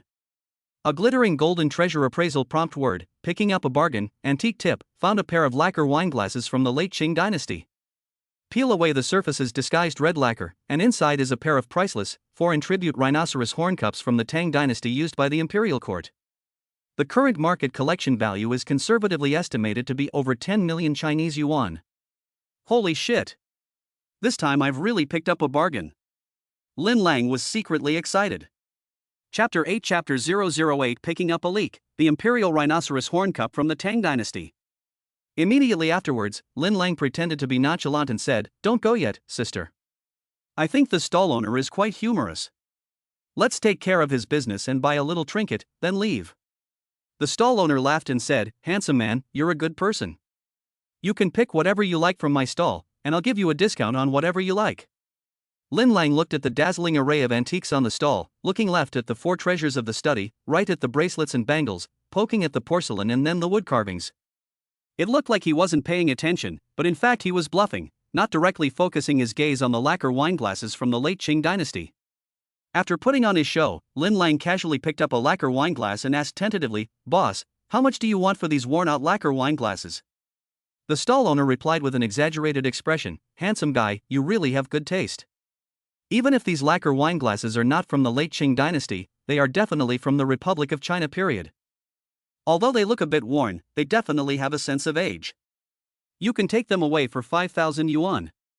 Lin Lang, however, said with contempt, "Boss, don't be so greedy. Folk lacquerware itself is not valuable, not to mention these lacquer wine glasses, which look very worn and don't look valuable at all. Moreover, these lacquer wine glasses are plain, without any carved craftsmanship, and they are not red lacquer. At a glance, it is obvious that they were painted by a folk lacquerer, and they are not even worth 50 yuan. While Lin Lang was talking, he deliberately placed the worn lacquer wine glasses in his hand on the stall, and pretended to get up and leave. The stall owner smiled and tried to attract customers, saying with a lowered price, "Handsome guy, don't go. We can negotiate the price. I'll give you a 50% discount." How about I sell you the pair of lacquer wine glasses for 2,500 Chinese yuan? Lin Lang replied, not really. I, your younger brother, was just trying to help you get your business started out of the kindness of my heart, but you, the boss, are trying to rip off your customers. The stall owner laughed and said, handsome, you really know how to talk. How about this, just tell me how much you want to pay for this pair of lacquer wine glasses with a sense of history. Lin Lang took out the 385 yuan in Chinese currency that was left in his pocket. My younger brother, I only have 385 yuan on me. I'll keep 5 yuan for the bus ride home, and 380 yuan for your pair of worn lacquer wine glasses. The stall owner took the 380 yuan, and while he was tempted to sell, he hesitated and rubbed his head. His small eyes rolled around, and he looked at Gu Keqing, who was dressed in expensive clothes and standing next to Lin Lang. Handsome guy, your girlfriend is obviously a rich lady from the sea. Not to mention the luxury brands and expensive items she is wearing, just the Patek Philippe luxury watch on her wrist must be worth more than 1,000,000 yuan, right? The Louis Vuitton bag she is carrying is also a limited edition, right? Handsome guy, your girlfriend is so rich, and you say you only have a little over 300 yuan on you, I don't believe you.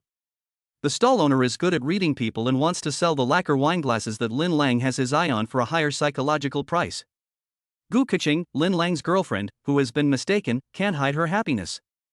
Don't get me wrong, boss, this beauty is my landlord's wife. Lin Lang handed the stall owner the only $5 bill he had left. I'll give you the last $5 I have. It's okay to walk home with one leg, right? The stall owner replied, okay. Since you seem sincere, I'll sell them to you at a discount. Consider it a friendship, and come back often to support my business. Lin Lang smiled and said, okay. The seemingly worn lacquer wine glasses on the antique stall actually contained a hidden secret. Perfectly hidden under the lacquer shell were a pair of priceless rhinoceros horn cups from the Tang dynasty, which Lin Lang successfully picked up at a low price. After leaving the antique stall and walking away, the unsuspecting Gu Keqing teased, Lang, the owner of the antique stall sold you these worn-out lacquer wine glasses for 385 yuan, which means you made at least 380 yuan with tears in your eyes. Lin Lang, however, was like a person who had obtained a treasure, and he said excitedly, Keqing, you really don't think that these worn-out lacquer wine glasses are not worth even 5 yuan, do you?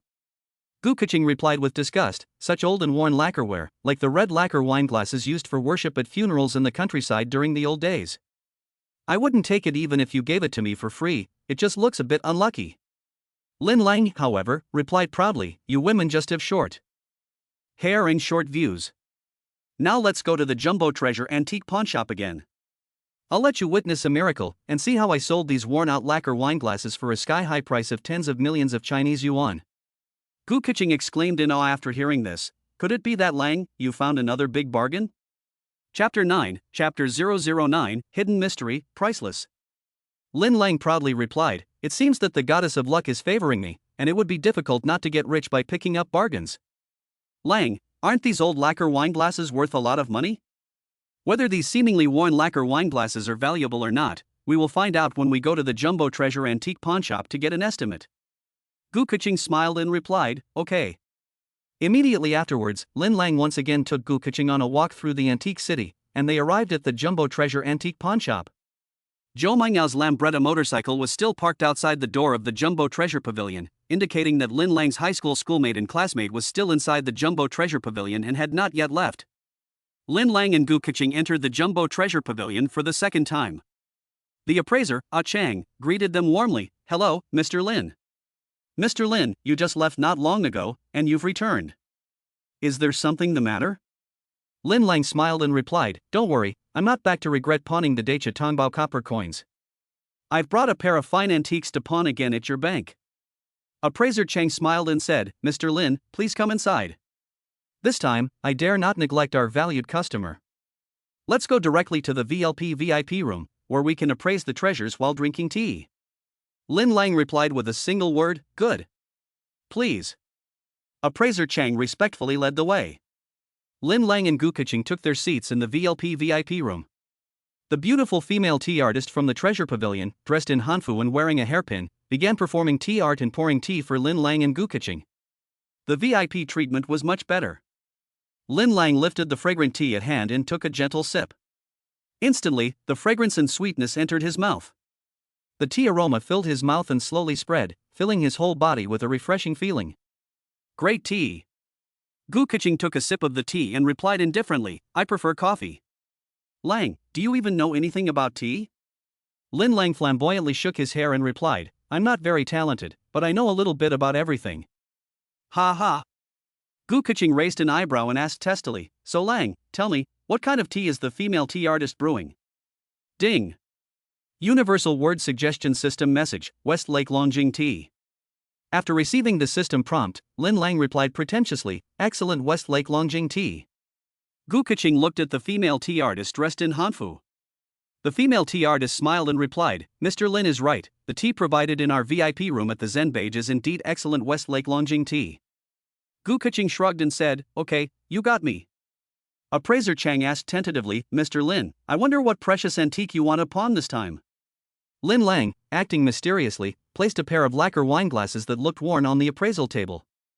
Appraiser Chang picked up one of the lacquer wineglasses and looked at it 360 degrees with the naked eye, and then used a magnifying glass to carefully examine the details of the lacquer wineglass. Air. Mr. Lin, it seems that this pair of lacquer wineglasses is not really an antique treasure.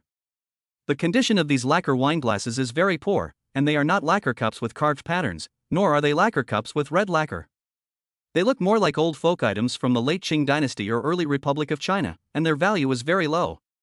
Even if these lacquer wineglasses are in such poor condition, and even if they are old folk items from the late Qing dynasty or early Republic of China, our Jumbo Treasure Pavilion will not accept them. Gu Keqing looked at Lin Lang after hearing this and whispered awkwardly, Lang, this time you didn't make a mistake, did you? Lin Lang, however, laughed proudly, my pair of lacquer wineglasses are priceless treasures. It doesn't matter if you don't know what they are worth. Go and get your boss. Uncle Zhou is a treasure appraisal master and will definitely know better than you. Appraiser Chang said with some difficulty, Mr. Lin, I don't think this is necessary. After all, I have been an appraiser for 8 years, and I don't think I would be mistaken about such an ordinary pair of lacquer wineglasses, so there is no need to trouble our boss. Lin Lang said, it seems that after 8 years of studying appraising, your appraising skills are not yet profound enough. Why do you say that, Mr. Lin? Appraiser Chang smiled awkwardly. What I'm about to do won't hurt you, but it will help you learn something. As Lin Lang spoke, he reached for the tea knife on the tea table with his right hand. Appraiser Chang wiped the cold sweat from his brow and said weakly, Mr. Lin, the way you're going to help me learn something is really a bit unusual. What do you mean by suddenly reaching for the tea knife? Lin Lang laughed and said, I'm not going to hurt you, so what are you afraid of? Appraiser Chang said with a sweaty face, Mr. Lin is joking. Gu Keqing secretly tugged at Lin Lang's hem and whispered, Lang, what are you trying to do by picking up the tea knife? Lin Lang pretended to be mysterious and replied, the time to witness a miracle has come. Lin Lang was seen holding the tea knife, carefully scraping off the old red lacquer on the lacquer wineglass with the blade until the layer of oil paper inside was revealed. Lin Lang was like unraveling a cocoon, very carefully poking the oil paper with the tea knife. Lin Lang then bit by bit peeled away the layer of oiled paper that perfectly wrapped the rhinoceros horn cup, and took out a precious and rare Tang Dynasty rhinoceros horn cup, leaving everyone in the VLP VIP room dumbfounded. The female tea master, dressed in hanfu, was dumbfounded and exclaimed in awe, I have worked in the treasure pavilion for so long, and I have never seen such an oddity as a rhinoceros horn cup disguised and hidden inside a lacquer wineglass. Gu Keqing blinked her big butterfly-like eyes, shocked, and stood up from the sofa, exclaiming in disbelief, this is unbelievable. No matter how hard I think, I would never have guessed that there would be a priceless rhinoceros horn cup hidden inside what looks like a cheap, worn-out lacquer wineglass. Lang, you really have impressed your sister this time. Under the light, Lin Lang looked at the rhinoceros horn cup in his hands and praised it. This rhinoceros horn cup has a hard, fine yellow bone, an amber color that is slightly translucent, and is carved in the round. It is lustrous and moist, like condensed milk. It is in perfect condition and is simply beautiful. The appraiser Ah Chang, who had been slapped in the face, exclaimed in shock, amazing. Mr. Lin, you really have a good eye. The rhinoceros horn cup, which was hidden in the lacquer wine cup and disguised so perfectly, was spotted by Mr. Lin. I admire Mr. Lin. I'm impressed. I'm truly impressed. I've been in the industry for 8 years as an apprentice appraiser, and today, thanks to Mr. Lin, I've been enlightened twice and really learned a lot. Lin Lang said indifferently, that's enough. Cut the flattery. Appraiser Ah Chang bowed and said, I'm very sorry, Mr. Lin. I have just been rude, and I hope Mr. Lin will have a magnanimous heart and forgive me for my lack of skill and for having slighted your esteemed guest, on the grounds that I am unworldly. I will go and ask the boss to come over right now to personally appraise the treasure for Mr. Lin. Go! Lin Lang crossed his legs and drank tea comfortably. Mr. Lin, please wait a moment, I will be right back. After exiting the VIP room, the appraiser, Ah Chang, wiped the cold sweat from his brow and thought to himself, it seems that this high school classmate of the young ladies is no ordinary person. After finishing his thoughts, the appraiser, Ah Chang, hurriedly ran up to the third floor and knocked on the door of the boss's office. Knock, knock, knock. Zhou Zhangdong, who was in the office writing with a brush, was writing with a flourish, the pen running like a dragon, writing calligraphy with great style, quite the art connoisseur and collector.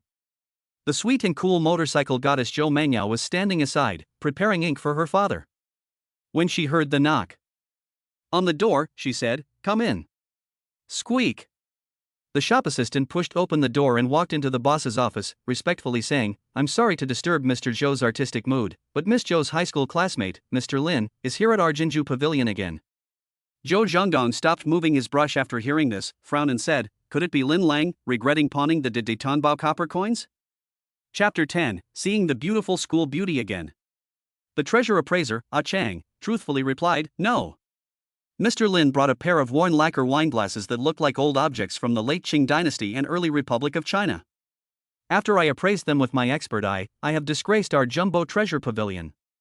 Zhou Zhangdong said doubtfully, "Chang, you've been a treasure appraiser for many years, how could you still miss a pair of lacquer wineglasses from a relatively recent era?" The treasure appraiser Chang exaggeratedly replied, "Mr. Lin brought these seemingly worn-out lacquer wineglasses, but inside they actually concealed an antique rhinoceros horn cup from a long time ago. This is really amazing." Zhou Zhangdong put down the brush in his hand.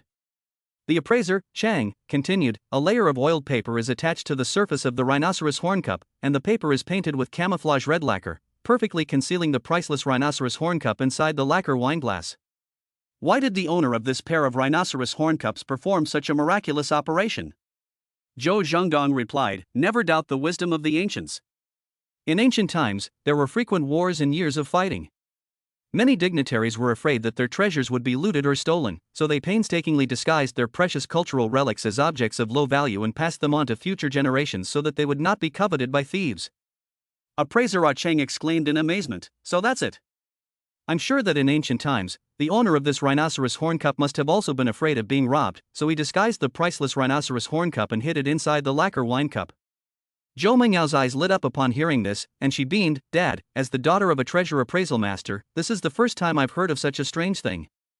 Appraiser Ah Cheng respectfully said, "President Zhou, I'm afraid you'll have to personally go to the VIP room and appraise the strange treasures that Mr. Lin has brought for an appraisal." "Let's go." Zhou Zhangdong swung his body.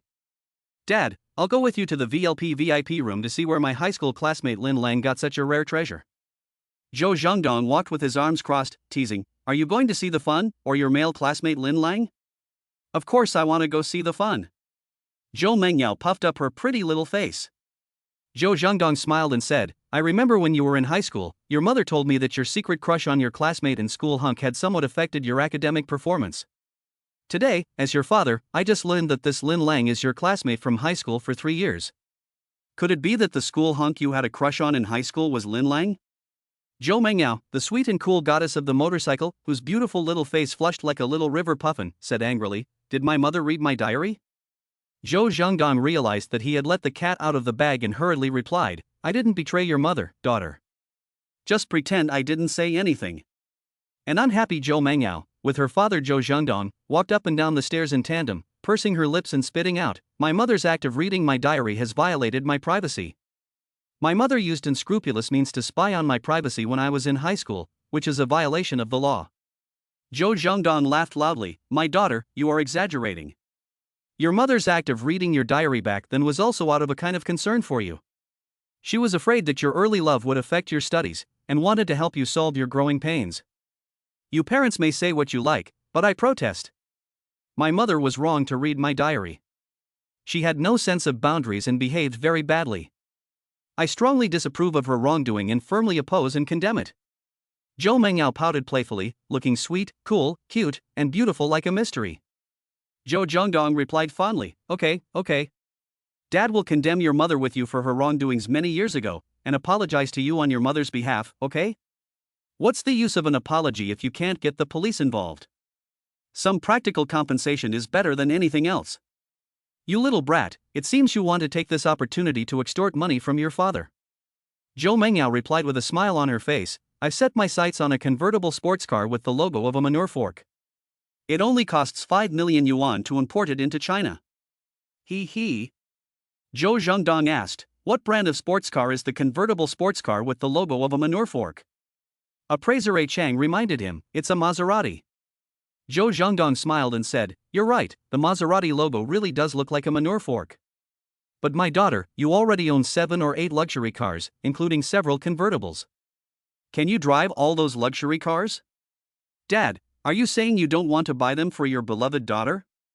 Zhou Zhengdong replied affectionately, buy. It's only 5 million yuan. It's a small price to pay to make my daughter happy, and I don't mind at all. Dad is still the best, so I forgive my mom for reading my diary. Zhou Mengyao gave a sweet smile happily. Zhou Zhengdong shook his head and laughed, it's all my fault for blurting it out, so you little girl were able to blackmail me into giving you a Maserati convertible based on an old incident. Zhou Mengyao snickered with glee. While they were talking, Zhou Mengyao and the appraiser, A Chang, already surrounded Zhou Zhengdong, who was walking in the front, and they walked downstairs into the VIP reception room. There they saw Lin Lang and Gu Keqing, who were sipping tea. The female tea master, dressed in hanfu, respectfully greeted them, hello, Mr. Zhou. Zhou Zhengdong looked at the younger generation, Lin Lang, and greeted him with a smile, hello, Mr. Lin. Lin Lang politely got up and replied, hello, Uncle Zhou. Thank you again for taking the trouble to personally appraise the treasure for me.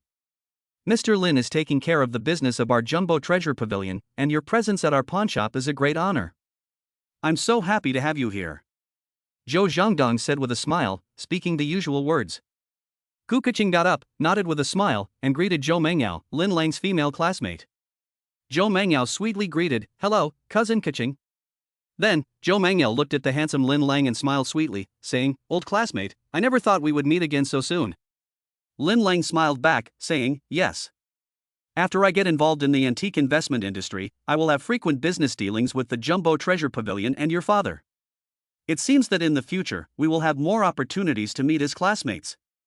Zhou Mengyao curiously asked, didn't you study finance in college, Lin Lang? How come you are proficient in antique collecting and treasure appraisal? Lin Lang replied modestly, I've only just entered the antiques industry, so I only know a little about it. Zhou Zhengdong fixed his gaze on the tabletop, and saw that next to a tea knife, there were many lacquerware scraps scattered about, and an old lacquer wineglass and an antique rhinoceros horn cup that had shed its wax paper lacquer shell disguise and was now shining in the light, in perfect condition. This is a rare antique rhinoceros horn cup with a wide mouth. Zhou Zhengdong carefully picked up the rhinoceros horn cup and, under the light of the VIP room, admired it as if it were a treasure, unable to let it go. He couldn't help but marvel at the rare and precious antique rhinoceros horn cup and couldn't stop praising it. This rhinoceros horn cup has a folded rim, a deep belly, and a foot with an inwardly sloping wall. The bone is hard, fine and smooth, with an amber color that is slightly translucent. It is carved in the round, with a lustrous, moist appearance, like fresh cream. The craftsmanship is delicate, complex, and superb. The shape is dignified and generous, the handle is rounded, and the polishing is excellent. The artist did not spare any materials, which is quite unusual. Most rhinoceros horn carvings in existence today were made in China during the Ming and Qing dynasties and are highly valued around the world. They are treasured by major museums in Europe, the United States and China, and are also coveted by collectors. The shape and workmanship of this rhinoceros horn cup show that it was a royal rhinoceros horn cup that was tribute from abroad during the Tang dynasty. It has obvious characteristics of the times and is rare in existence. It is definitely a high-quality antique rhinoceros horn cup. Mr. Lin, can you tell me, is this pair of lacquer wine glasses with a hidden rhinoceros horn cup from the Tang dynasty family heirlooms? Or were they purchased at a high price? Zhou Zhengdong asked curiously. Lin Lang replied truthfully, to be honest, this pair of lacquer wine glasses with a hidden rhinoceros horn cup from the Tang dynasty was just bought by the younger generation at an antique market for 385 yuan. Because when I started my business, I needed a lot of startup capital, so I reluctantly sold the rare antique rhinoceros horn cup to the treasure pavilion. Zhou Zhengdong was shocked. Mr. Lin has a good eye. No one has found such a big bargain in the Jing'an Temple Jewelry and Antique City in Shanghai for many years. It seems that Mr. Lin is quite accomplished in the collection and appraisal of antiques. Uncle Joe is flattering. I'm just starting out in the antiques business, and I just happened to find a gem by sheer luck. Lin Lang kept a very low profile. After hearing this, the appraiser Chang was shocked and exclaimed with admiration, Mr. Lin is truly a god with good fortune. Zhou Mengyao blinked her charming big eyes and exclaimed in awe, Lin Lang, your luck is just too good, isn't it? Just casually strolling through an antique market, you picked up a pair of antique rhinoceros horn cups hidden inside lacquerware wine glasses. Isn't it like you've suddenly become rich after 30 years of hard work? Chapter 11 Chapter 011 A graceful figure, the goddess of the locomotive. Al generates Zhou Mengyao's beautiful photos. Lin Lang smiled quietly but did not say anything. Zhou Zhangdong put down the rhinoceros horn cup and picked up the lacquer wine cup on the appraisal table. He said with admiration, Mr. Lin is really talented at a young age. I have been engaged in antique appraisal for more than 30 years and am one of the few appraisal experts in Zhuhai. Just by looking at this lacquer wine cup with the naked eye, I cannot see the hidden mystery inside, and it perfectly disguises an antique rhinoceros horn cup. This shows that Mr. Lin's eye for valuables is far superior to mine, and I am ashamed to be compared to him. Lin Lang laughed and replied, Uncle Zhou, you are too kind. You are a master of valuables and a big shot in the Zhuhai antique collecting world. I am a junior with little experience, and I still have a lot to learn from you. Zhou Zhangdong laughed loudly, Uncle likes you, a talented and stable junior. Mr. Lin, if you have time tomorrow at noon, you must come to my humble abode with my daughter Mengyao for dinner. We, uncle and nephew, can exchange our skills in appraising treasures and make progress together. Lin Lang was a little surprised. The treasure appraisal master Zhou Zhangdong would appreciate him so much as to invite him to his home for a family dinner, which was definitely giving the younger generation Lin Lang face. Zhou Mengyao was also a little surprised. She never expected that her father, Zhou Zhangdong, who was highly respected in the antiques world, would condescendingly invite his junior, Lin Lang, to their home as a guest. Al generates beautiful pictures of Zhou Mengyao's daily attire. Lin Lang replied politely and respectfully, since I cannot refuse such a gracious invitation, I will respectfully comply and be there on time. Zhou Mengyao smiled sweetly and said, Lin Lang, we haven't even said goodbye after our second meeting, and already we have a third meeting tomorrow. My father admires you so much that he wants to take you as his disciple and pass on the skills of the treasure pavilion to you. It seems that we will have many opportunities to catch up in the future. After hearing this, the appraiser Chang was full of envy. Being able to learn from a famous master will not only make it easier to establish a name for himself in the antique appraisal world, but also enable him to make connections with the powerful and wealthy through his master's connections. Lin Lang asked curiously, Uncle Zhou has been famous in the antique appraisal world for a long time, so has he never formally taken on an apprentice? Zhou Zhangdong smiled and replied, taking on an apprentice and passing on knowledge is about fate. Now that I have achieved something in the world of appraisal, although knowledge accumulation and hard work are important, talent is also indispensable. Although Zhou has been famous in the antique appraisal world for a long time, he has never met a talented apprentice, so he has been slow to formally take on an apprentice and pass on knowledge. Now that Mr. Zhou is over 50 years old, and his daughter Mengyao is not interested in antique appraisal, the future inheritance of the Jumbo Treasure Pavilion can only be passed on to a disciple by a close disciple. Lin Lang said after hearing this, I see. Then I wish Uncle Zhou to find a disciple soon. Zhou Zhangdong politely replied, Thank you for your good words, Mr. Lin.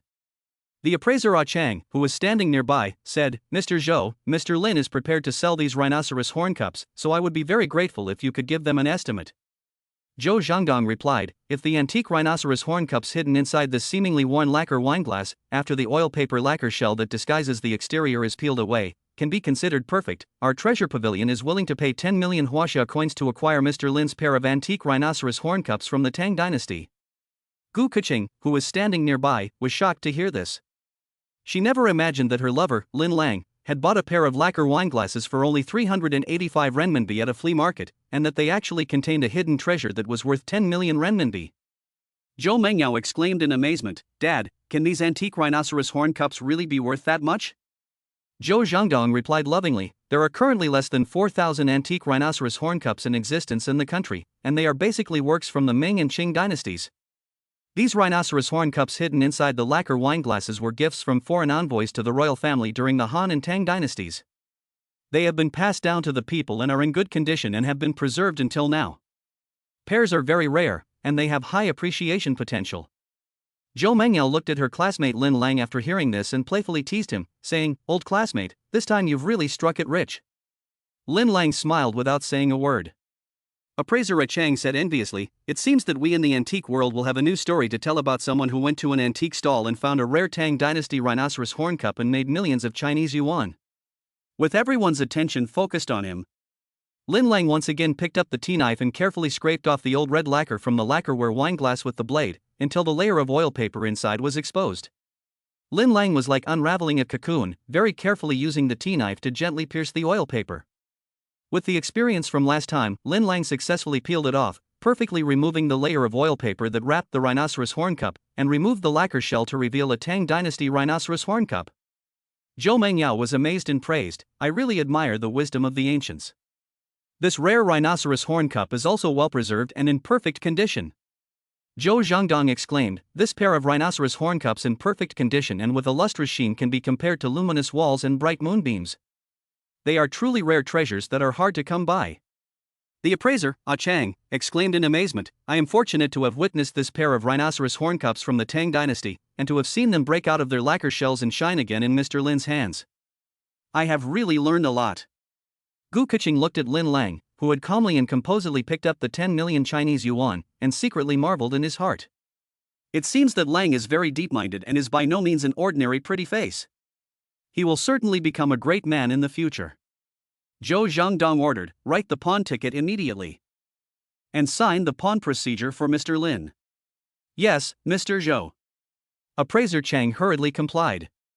The financial staff of the Treasure Pavilion began to write the pawn ticket and the pawn release agreement, and reminded him, since it is a lost pawn, it means that the pawnee will neither redeem the pawn nor renew it. The money is handed over in one hand and the goods are delivered in the other. Once you leave the door of our Treasure Pavilion antique pawnshop, there is no regret pill. The pawn ticket is proof, and there is no turning back. Lin Lang signed his name on the pawn ticket and the waiver. Zhou Zhangdong took out his checkbook and wrote a check for 10 million huaxia currency, payable to Lin Lang for business expenses, and handed it to Lin Lang. Ding! Friendly reminder from the omnipotent word system, this 10 million huaxia currency transfer check from the Bank of the World is real and valid. After receiving the transfer check, Lin Lang said with a smile, "Uncle Zhou is in such a hurry to pay, is he afraid that I will change my mind and refuse to take the antique rhinoceros horn cups?" Zhou Zhangdong couldn't stop admiring the pair of Tang Dynasty rhinoceros horn cups that he had just purchased at a high price, and it was hard to hide his joy. During the Ming and Qing dynasties, antique rhinoceros horn cups were common, but a pair of perfectly formed Tang Dynasty rhinoceros horn cups were very rare. So this pair of quite legendary, perfect Tang Dynasty rhinoceros horn cups, Uncle Zhou does not plan to sell, but will be privately treasured and passed down to future generations as an inheritance. Uncle Zhou is truly a connoisseur of antiques, with an exceptional eye and a generous hand. No wonder it is rumored in the antiques collecting world that in the north there is Ma Weidu and in the south there is Zhou Zhangdong, both being top-notch collectors of equal renown in China. Lin Lang said in a flattering manner. Ma Weidu is an old friend of Zhou's in the antique world. Next time he comes to Beihai from Kyoto, I will host a dinner and introduce Mr. Lin to you. Uncle Zhou has extensive contacts, which the younger generation can't ask for. Zhou Zhangdong smiled and said, "Mengyao, your high school classmate Mr. Lin is very outstanding. In the future, you should get together more often. The friendship between classmates should not be distanced." Zhou Mengyao gave her father a fake smile and said yes. After a brief exchange of pleasantries, Lin Lang stood up and said, "If there's nothing else, I'll take my leave, Uncle Zhou." Zhou Zhangdong commanded, "Mengyao, see Mr. Lin out for me." "Okay. Let's go, old friend, I'll see you out." Zhou Mengyao, the goddess of the motorcycle, narrowed her eyes and gave a sweet, cool smile. "Goodbye, Uncle Zhou." Lin Lang said goodbye. Zhou Zhangdong replied with a good mood, "Goodbye." Gu Keqing nodded slightly and signaled goodbye to Zhou Zhangdong, the owner of the Jumbo Treasure Pavilion. "Take care. I look forward to your next visit." Zhou Zhangdong replied politely. The treasure appraiser, A Chang, said, "See you, Mr. Lin." "Goodbye." Lin Lang stepped out of the VIP room. Zhou Mengyao chatted and laughed as she escorted Lin Lang and Gu Keqing to the front of the door of the treasure pavilion, and she smiled and said, "Old classmate, then we'll see you tomorrow at noon." Lin Lang replied, "Okay. I'll text you later, and you can send me your home address." I'll be there tomorrow night on time to visit your aunt and uncle. Zhou Mengyao replied, okay. Goodbye, old classmate. Lin Lang smiled and said goodbye. Bye. Goodbye, cousin Keqing. Zhou Mengyao did not forget to wave goodbye to Gu Keqing. Gu Keqing politely replied goodbye. Zhou Mengyao watched Lin Lang and Gu Keqing go far away, raised her wrist and glanced at the time on her Audemars Piguet diamond luxury watch. It was already past noon. In the afternoon, Zhou Mengyao, the #1 professional female racer in Xiaogua, needed to rush to an appointment to accept an exclusive interview with the TV station. So, Zhou Mengyao put on her cool helmet and got on the Augusta race street bike. As she gently twisted the throttle, the sound of speed and passion came out. Hum. Hum. The sweet and cool motorcycle goddess Zhou Mengyao, riding the Augusta race street bike, one of the world's 100 limited edition models, was so cool and dashing. The incredible and graceful figure on the motorcycle made people fall for her.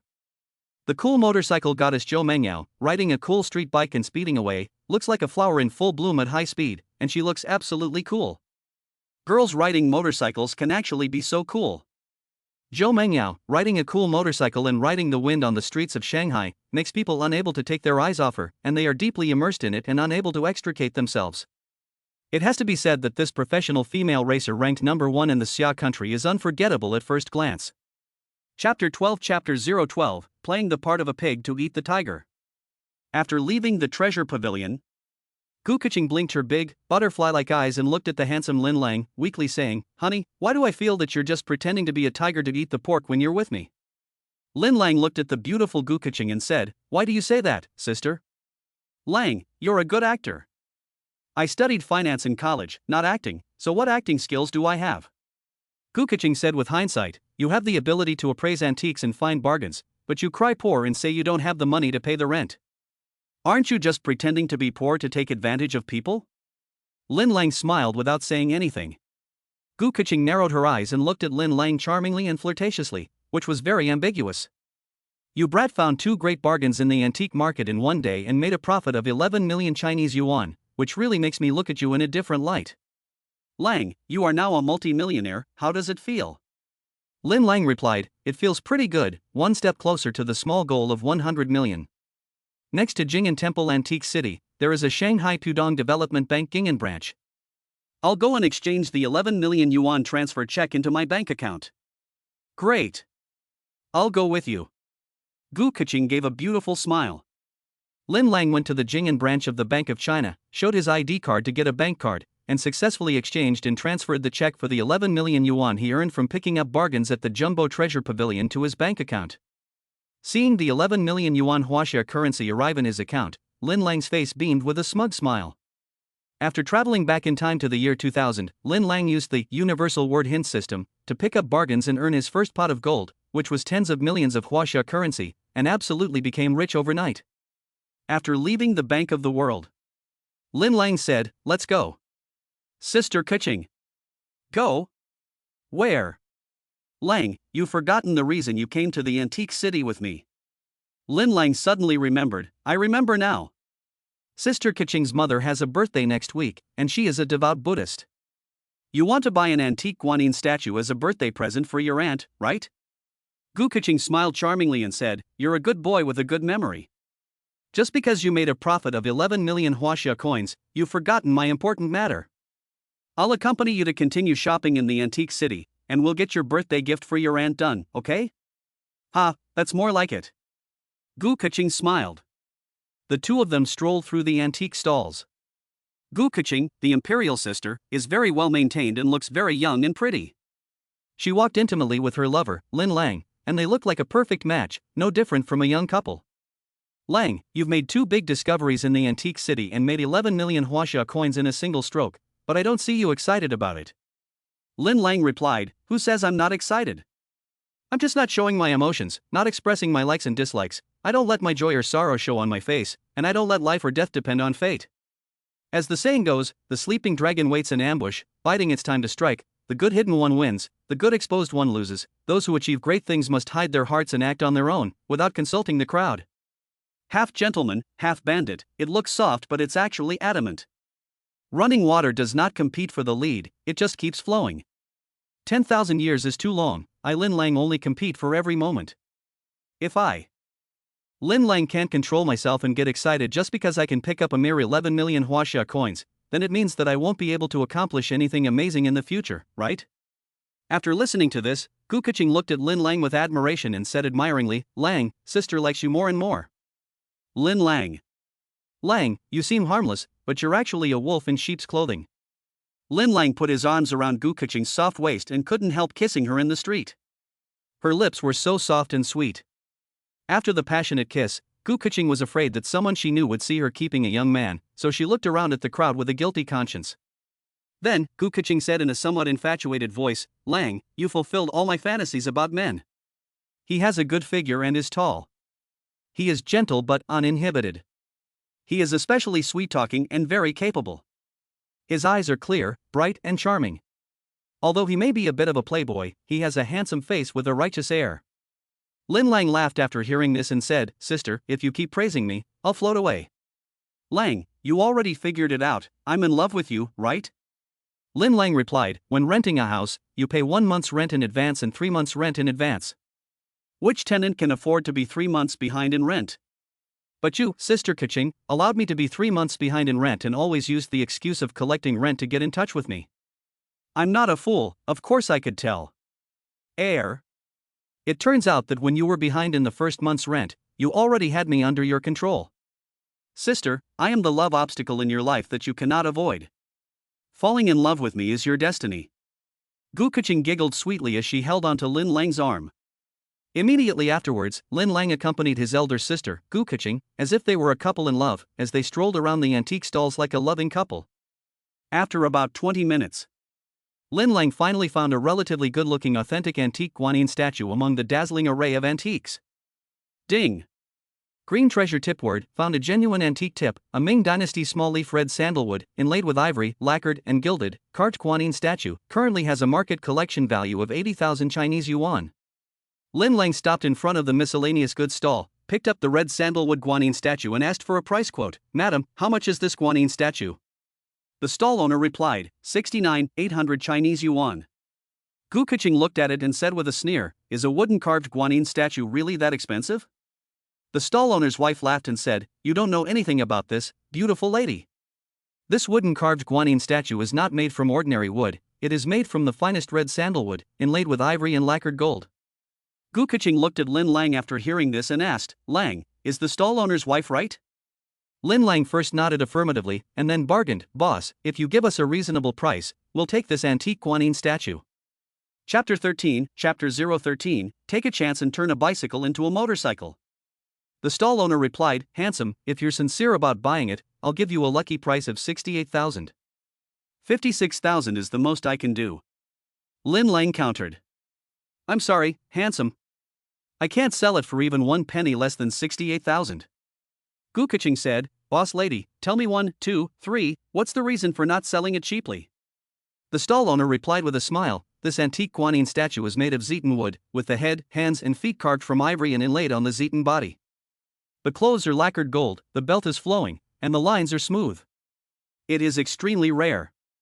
Ivory and rosewood combined, carefully carved by the hands of craftsmen, make it even more precious. It is an exquisite antique guanyin statue with great collection and viewing value. Bring this guanyin statue home, worship it with piety, and the Bodhisattva will bless your family with good fortune and peace, and protect you from disasters and misfortunes. After hearing this, Lin Lang looked at Gu Keqing and shrugged, saying, Boss lady is an expert, selling real antiques. It seems that it is impossible to find a bargain, so I can only buy it at the normal price. Gu Keqing asked, Can I use a credit card? Yes. The stall owner had a POS machine ready. Gu Keqing opened her limited edition LV bag and took out a black card with top credit, which she handed to the stall owner. After receiving the black bank card, the stall owner exclaimed, This is the first time I've seen a black bank card with no preset spending limit. It seems that this beautiful lady is either very rich or very important. Gu Keqing joked, Boss lady, you don't think that this antique guanyin statue is a bargain because I have a black bank card, do you? The stall owner replied, No. My antique stall deals fairly with everyone, young and old, and I value my reputation. I'll swipe your card for you now. The stall owner swiped the card through the POS machine, entered 68,000 Huaxia coins, and Gu Keqing entered the password for her black card. Zzzz. The POS machine printout showed that the payment was successful, and Gu Keqing signed her name on the receipt. Now you and your husband can take home this fine antique guanyin statue as you wish. While talking, the lady boss of the street stall returned the black bank card to Gu Keqing. Gu Keqing was overjoyed to be mistaken for Lin Lang's wife, and took the initiative to hold onto Lin Lang's arm, smiling sweetly and tenderly. "Let's go, honey." She kissed Lin Lang's cheek in front of the lady boss of the street stall. "You two are so sweet and affectionate in public." While the stall owner was talking, she handed the antique guanyin statue and the gift box to the handsome Lin Lang.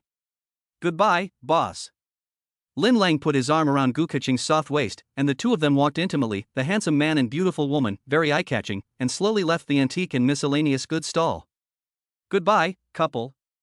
The owner of the street stall looked on as Gu Keqing watched the back of Lin Lang's departing figure, and she muttered to herself in envy, "What a perfect match." After leaving the antique and miscellaneous goods stall, Gu Keqing giggled sweetly. The owner of the street stall just now actually mistook us for a husband and wife.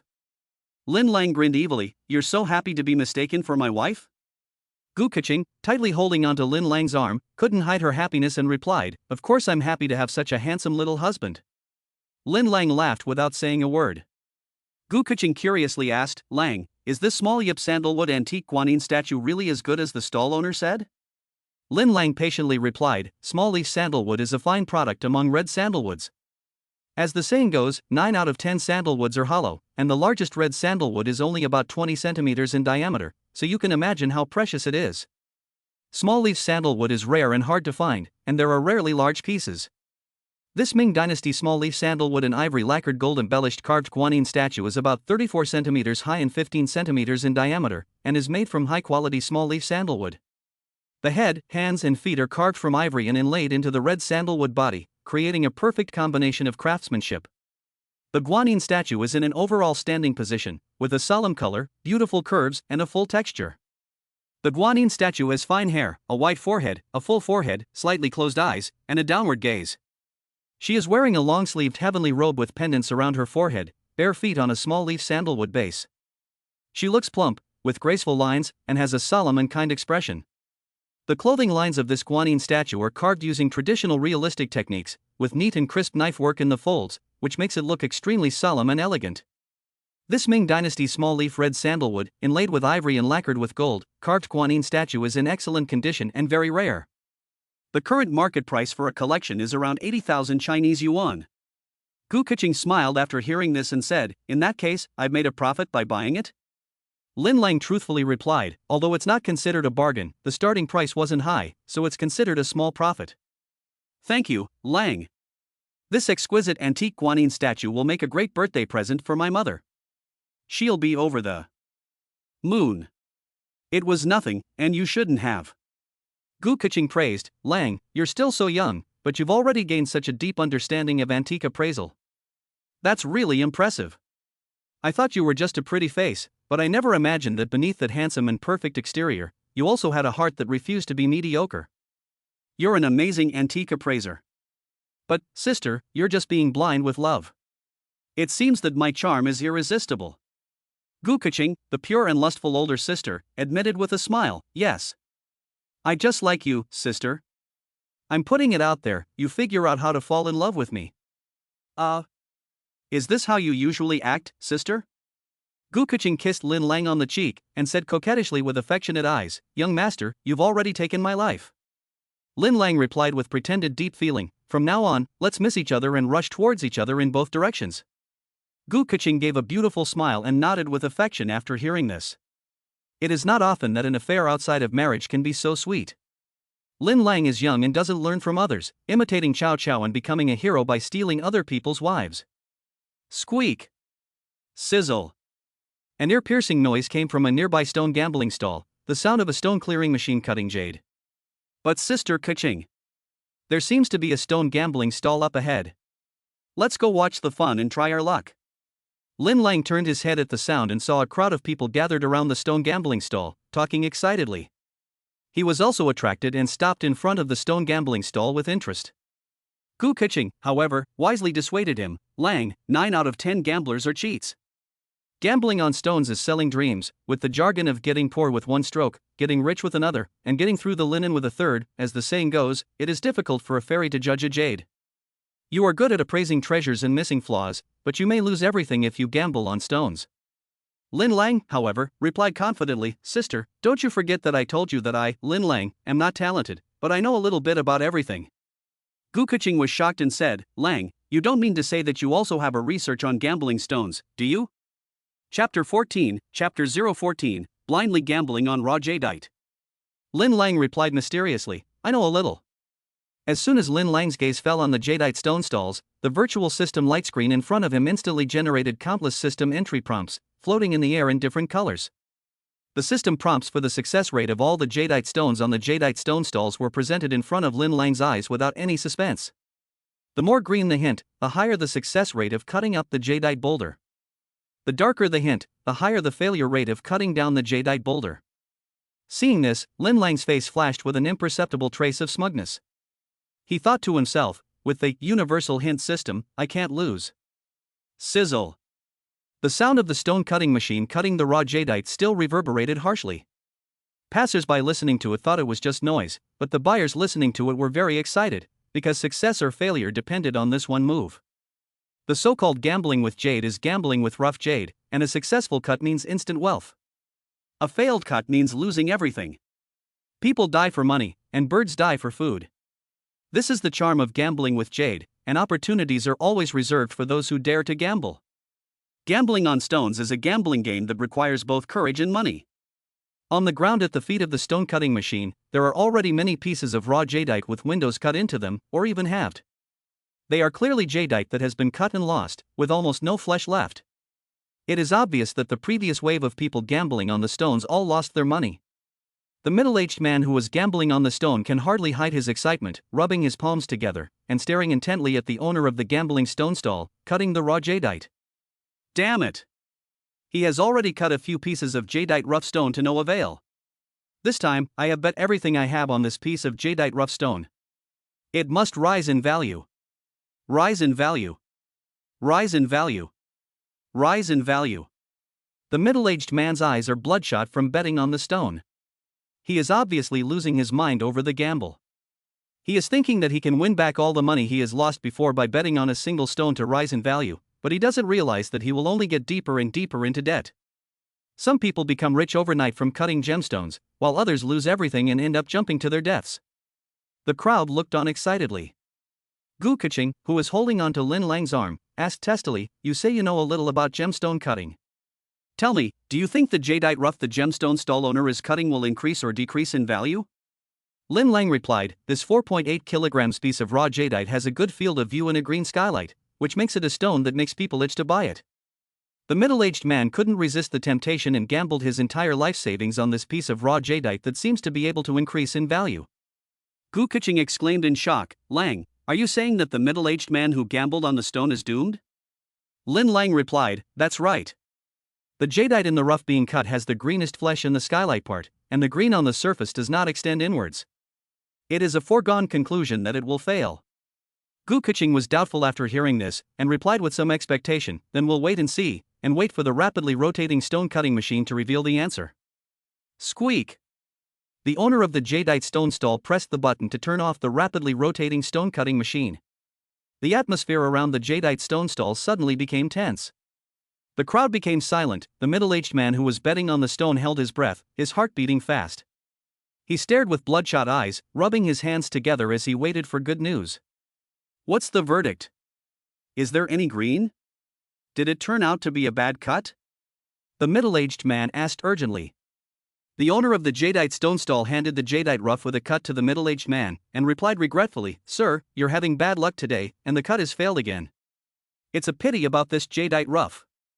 If it had turned out to be imperial jadeite, you would have become rich all of a sudden. A new shipment of Burmese jadeite rough will arrive next week. You should pray to the Buddha to change your luck, and come back next week to gamble on jadeite and you will definitely win. The middle-aged man was dumbfounded. He sat on the ground, unable to move, hugging the jadeite boulder that had failed to yield a profit. He cried out, remorseful, It's over. 280,000 yuan. In one day, I lost 280,000 yuan gambling on jadeite. What a loser! I lost all the family savings in one go. How can I explain this to my wife? If she finds out, she'll definitely divorce me. Oh dear. My son is getting married soon, but I've gambled away all the family money. How can I buy him a house and a wife? Pop. The middle-aged man, who had gambled away all his money, gave himself a loud slap on the face, unable to hold back his tears. Pop. Pop. Pop. The middle-aged man, who had gambled away his fortune, gave himself several hard slaps in the face, beat his chest and cried out, "I should fucking die. This family is ruined because of my stone gambling. If I ever touch a stone again, I'll cut off my fucking hand and feed it to the dogs." The middle-aged man, who had lost all his money, stood up with a dejected expression on his face. He hung his head as if he were possessed by a jinx, and left the stone gambling stall, regretting his decision. The onlookers were deeply moved. The average price of a millennial building in Lujiazui was only 3,000 yuan per square meter. Losing a house's worth of money in a stone gamble in one day was considered a high-stakes gamble back then. Gu Keqing exclaimed in awe, "The middle-aged man really lost his entire house's worth of money on this stone. Lang, you really are a god of prediction." Lin Lang sneered, "Sister, don't be fooled by the middle-aged man's vow that he will never gamble with stones again. A gambler with no shame will soon be cheating and stealing to get some money. He can't resist the urge to gamble and will keep coming back to the antique city to gamble with stones." Lang, you're right. Gambling with stones is the same as gambling with cards or money. It's all about the psychology of the game, and both have an addiction. Once you get hooked, it's hard to quit. Lin Lang replied, "Yes. Gambling on stones is similar to treasure hunting, and it also requires both eyesight and luck. If you are not careful, you can lose everything. I am afraid that the middle-aged man who just lost it gambling on stones will never be able to get back on his feet." Gu Keqing said after listening, "Lang, since you know that 9 out of 10 gamblers lose, then don't touch gambling on stones. You just made 2 big mistakes and made 11 million huaxia currency in a flash. If you deposit it in the bank to earn interest, you will have an annual interest income of 300,000, which is more than the annual salary of a senior white-collar worker. If you lose the bet on stones, you will lose a lot. While others lose 9 times out of 10 when gambling on stones, I, Lin Lang, am the son of luck and blessed by the goddess of fortune. Sister Keqing, you just wait and see. Rich people are superstitious, and they pay attention to feng shui and luck." Gu Keqing saw Lin Lang, with his rosy cheeks, majestic bearing, and look of good fortune, and she didn't think he looked like he was going to have bad luck, so she stopped trying to dissuade him. "A little gambling is enjoyable. Since you insist on gambling, I won't stop you. But no matter if you win or lose, you can only bet 1 piece of raw jadeite to test your luck. If you lose, it's my sister's, if you win, it's yours, okay?" Boo. Lin Lang kissed the beautiful little face of Gu Keqing and replied with a smile, "Whatever you say, Keqing, I'm a good boy, right?" Gu Keqing gently held onto Lin Lang's arm and replied with a smile, "You're just a little wolf in sheep's clothing, but I like it." Then, the owner of the jadeite stone stall shouted, "Don't miss this opportunity. If you're rich, you can show your wealth, if you're not, you can show your personality. The newly arrived Burmese to make an old pit jadeite rough stone, you can't lose if you don't buy it, but you can't get a bargain either. Take a chance, and you can turn a bike into a motorcycle. Chase after it, and you can turn a girl into a wife. Take a gamble, and you can turn a motorcycle into a Mercedes. Fight for it, and you can turn yellow soil into platinum. Try it, and you can turn blank paper into banknotes. If you don't gamble, you're not living life to the full. If you want to get rich, you have to place a big bet. The chance to get rich overnight is right in front of you. If you lose, you start all over again. If you win, you go from a humble home to a mansion. Migrant workers become bosses. Bosses become rich. Small bets can support a family, big bets can make you rich." Amid the very provocative shouts of the jade stall owner, a crowd began to gather. Squatting in front of the jade stall, they looked at the jade like they were exploring a treasure trove, using powerful flashlights to examine the jadeite rough on the stall.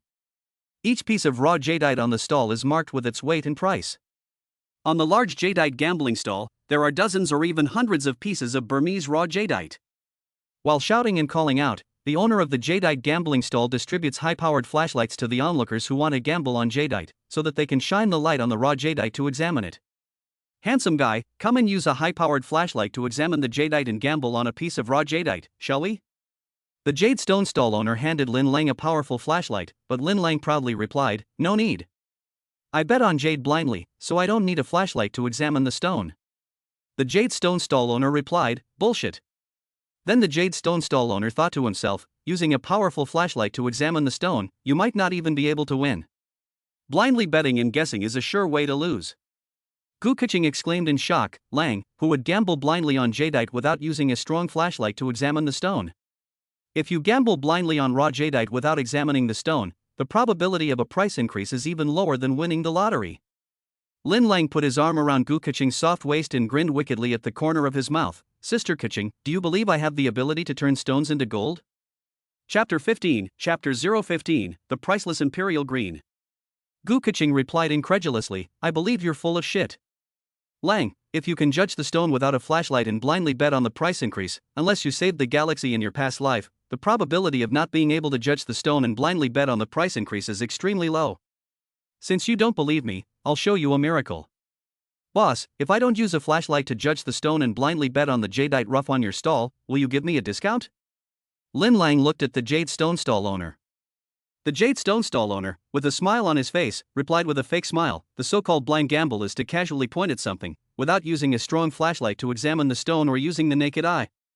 If handsome guy you really dare to blind gamble, which piece of jadeite rough you blind gamble, I can give you a 50% discount. Lin Lang continued to ask, can I use a credit card? The Jade Stone stall owner replied with a smile, yes. Lin Lang smiled mysteriously and said, okay. Then I'll get started. Blindly guessing at jade relies entirely on luck. Lin Lang pretended to be superstitious, put his hands together in a gesture of inviting the gods, stamped his left foot on the ground, and muttered something under his breath, pretending to be superstitious, by my life, I invite the gods to descend. With my knowledge, I summon the spirits of heaven and earth to explore this aura. The essence of heaven and earth should be unceasingly transformed. The 5 ghosts and elves communicate with me through spirits. Bring me wealth and don't stop. Those who obey me will be blessed, those who disobey me will be punished. Help me, do it quickly. I obey the law of the blessed ancestor and summon wealth. Summon wealth. Attract wealth. Lin Lang stamped his left foot in a fake manner, kept his hands in the gesture of inviting the gods, and recited the mantra of attracting wealth, which made the owner of the jadeite stone stall look stunned. Gu-Kaching, who was standing aside, looked confused and said with sweat pouring down his face, Lang, what are you doing? The onlookers at the Jade Stone stall were all dumbfounded, because they had never seen such a sassy operation of psychic jade stone gambling. They turned their curious gazes to Lin Lang one after another, and gathered around Lin Lang to watch him blindly gamble with the raw jadeite. It's done. Lin Lang dramatically shook his hair, ending his act of pretending to be a god, leaving the onlookers confused. Gu-Kaching wiped the cold sweat from her brow and weakly said, Dear, don't scare me. What's become of it? Lin Lang proudly replied, Of course it's a sign from the gods, to bring me luck. Gu-Kaching was shocked and said, What did the gods tell you? Lin Lang gave a sly smile and said, Of course the gods helped me choose a piece of jadeite and guided me to make a fortune. Gu-Kaching was speechless. The owner of the jadeite stone stall laughed silently after hearing this, thinking to himself, It seems like I've met a real idiot today. Could this guy be mentally ill? After reading this, the owner of the jadeite stone stall tentatively asked, Handsome guy, you're not trying to trick me, are you? If you really dare to blindly bet on jadeite without knowing anything about it, then just pay up and place your bet now. If you're here for a laugh, I don't have time to play with you. Pop. Lin Lang snapped his fingers and casually pointed to the edge of the jadeite stone stall, where an unremarkable piece of raw jadeite skin was on display. It looked very average, with a marked weight of 7.8 kilograms and a price tag of 78,000 Chinese yuan. Pretending to be in a trance, Lin Lang casually pointed to the raw jadeite stone, which he would blindly bet on based on luck. In reality, he had followed the system prompts and selected a piece of raw jadeite stone with the full green entry prompt. I'll just blindly bet on this piece of jadeite rough. Let's swipe the card. The jadeite stone stall owner, who was greedy for money, quickly took out the POS machine and swiped the card, smiling and saying, As agreed, you get a 50% discount for blind betting. Handsome guy, the piece of raw jadeite you chose weighs 9.8 kilograms and sells for 78,000 huaxia coins. The 50% discount is 39,000 huaxia coins, right? Lin Lang replied, That's right. The Jade Stone stall owner swiped his POS machine, entered 39,000 Chinese yuan, and Lin Lang entered his bank password. Zizzes. The POS machine's receipt showed that the payment was successful, and the Jade Stone stall owner's face lit up. Lin Lang signed the receipt and said, "The payment is successful, you can start cutting the stone to get the jade." Great, handsome. The jadeite stone merchant couldn't stop smiling. He saw Lin Lang casually point at a distance and select a raw jadeite stone for blind gambling. The material was average and the condition was average, so it was not worth gambling at this price. So the jadeite stone merchant thought to himself, there are really a lot of idiots every year, and this year is especially bad. You don't know how to judge a stone, and you blindly gamble on raw jadeite stones based on luck. You're going to lose your shirt. And you're pretending to be a wizard, summoning the gods to bring you wealth. I'd like to see how the gods are going to guide you to make a fortune by cutting up raw jadeite stones. After reciting these words, the stone gambling stall owner hugged the blindly gambled raw jadeite stone and went over to the stone cutting machine. He adjusted and fixed the raw jadeite stone, aligned the gears with the skin of the rough material, and pressed the start button. Squeak! Crack! The rapidly spinning stone splitting machine made a piercing buzz as it cut the raw jade stone. The exciting moment had arrived. Whether it would increase in value or collapse would soon be revealed. Gu Keqing pushed her sunglasses up and a beautiful smile appeared at the corner of her mouth. She thought to herself, "Lang, I'll see what kind of trick you're playing." The onlookers at the jade stone stall began to whisper to each other, enjoying the spectacle and discussing it in low voices. "I'll generate Imperial Jade. Holy shit. This kid is full of shit, he actually used a credit card to swipe 39,000 yuan and blindly bet on a piece of raw jade without using a strong light flashlight to examine the stone." Yes. These days there are really a lot of stupid people with a lot of money. This is the first time I've heard of someone spending tens of thousands of dollars on a blind bet without using a strong flashlight to examine the stone. Fuck. If this kid can blindly bet on a rise in price and win, I'll stand on my head and eat shit. Don't say that, just in case this kid really gets it right and the raw jadeite he blindly bets on turns out to be full of green. Are you really going to eat shit? Ha ha ha. No way. How is this possible? The probability of cutting a piece of jadeite raw stone with full green color in a blind bet is estimated to be lower than the probability of being struck by lightning on a sunny day. It is obviously a result of brainwashing. Either that or he has just been released from a mental hospital. Exactly. If you burn incense, worship Buddha, chant some money-attracting mantras and invite the gods, you will be guided by the gods to get rich. Who the hell still believes in science? This guy looks like a male model, tall and handsome. It's obvious that he's a gigolo who's hitched himself to a rich woman. He's not gambling with his own money, so of course he dares to gamble blindly. Yes. Look at his girlfriend, all dressed up in a gorgeous cheongsam, carrying a limited edition Louis Vuitton bag, and wearing a Patek Philippe luxury watch. She's obviously rich or from a wealthy family. This woman has a fantastic figure, and she's really pretty. This guy who pretends to be blind and gambles on raw jadeite is a bit crazy, but he's got a lot of luck. Squeak! The owner of the jadeite stall presses the button to turn off the rapidly rotating stone cutting machine. The atmosphere around the stone gambling stall suddenly became tense. The onlookers, who had been discussing the matter, stopped talking and the scene became silent. The onlookers in front of the stone gambling stall all cast curious glances at the stone gambling stall owner, who was cutting the stone to extract the jade, waiting for him to reveal the final outcome of Lin Lang's blind gamble on the raw jadeite stone. Lin Lang had an expression of confidence and certainty. Gu Keqing pushed her sunglasses up and unconsciously held her breath. She became inexplicably nervous, her heart racing. She felt that Lin Lang's blind gamble on the raw jadeite stone was not going to work at all. Losing tens of thousands of dollars on a stone gamble was nothing for Gu Keqing. But if Lin Lang's blind gamble failed, as Lin Lang's escort, Gu Keqing would naturally also be humiliated. Holy cow! The blind bet has increased. A full green glassy type jade. An imperial green. This is an extremely rare imperial green jade. Lin Lang didn't need a strong flashlight to examine the stone, and he blindly bet on the jadeite rough based on his luck.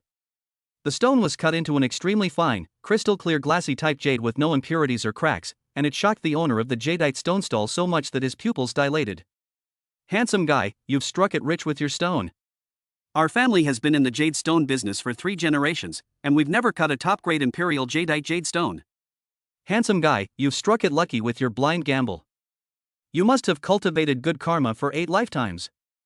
Blindly betting on a jadeite bangle with a full green interior, I have been in the jadeite business for so long, and yet my hands are shaking for the first time. A touch of green is stunning, and everything is worth a fortune.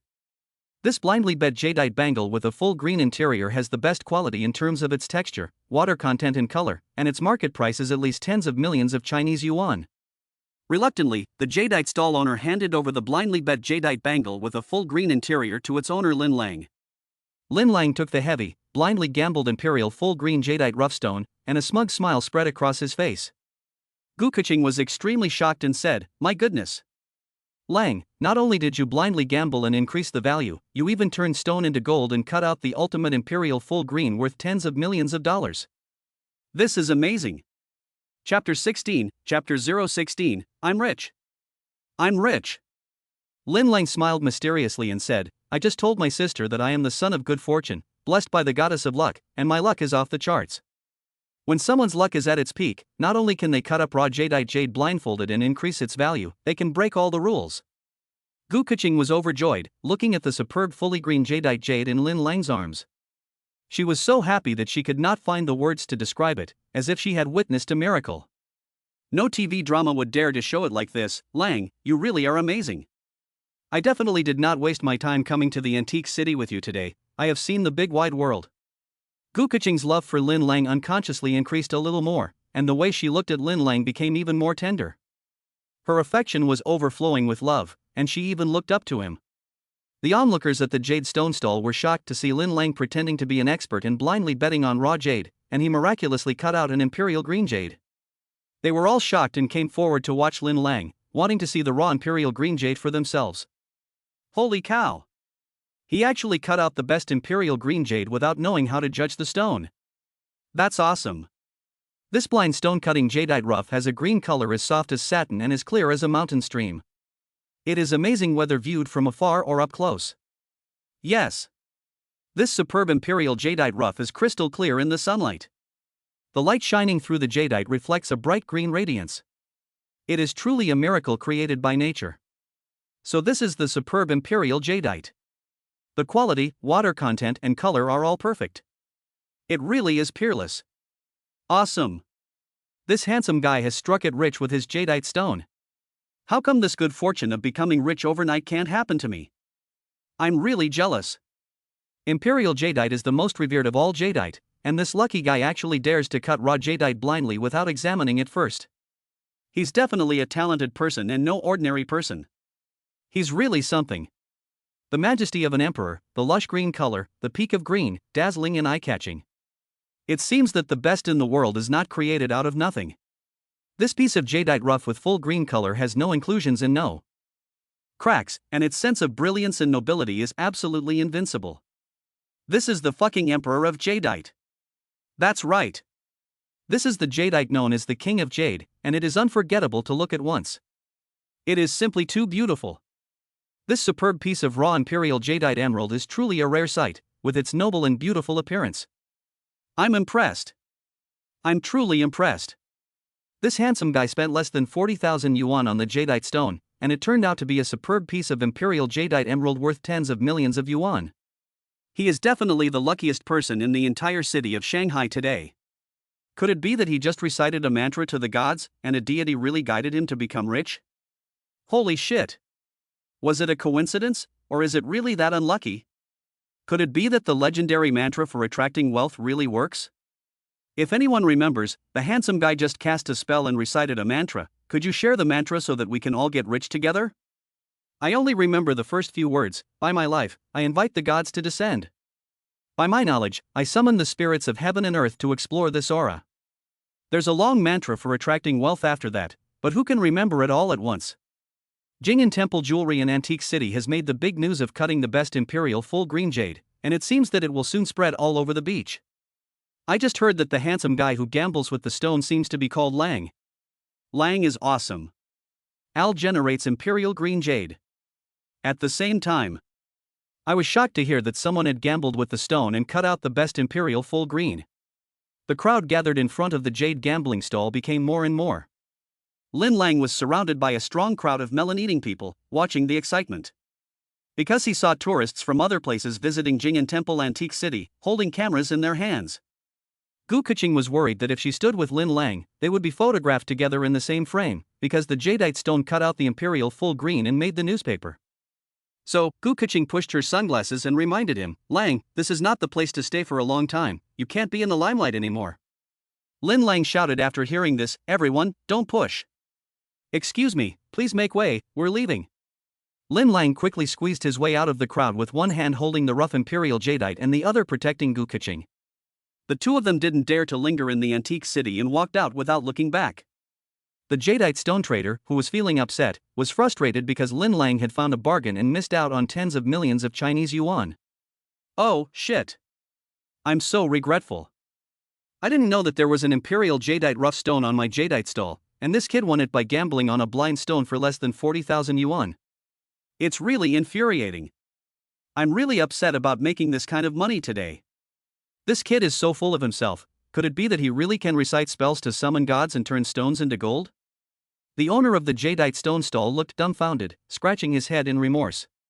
He deeply regretted selling the tens of millions worth of raw jadeite stone to Lin Lang at a 50% discount in a blind bet. Jing'an Temple Antique City parking lot.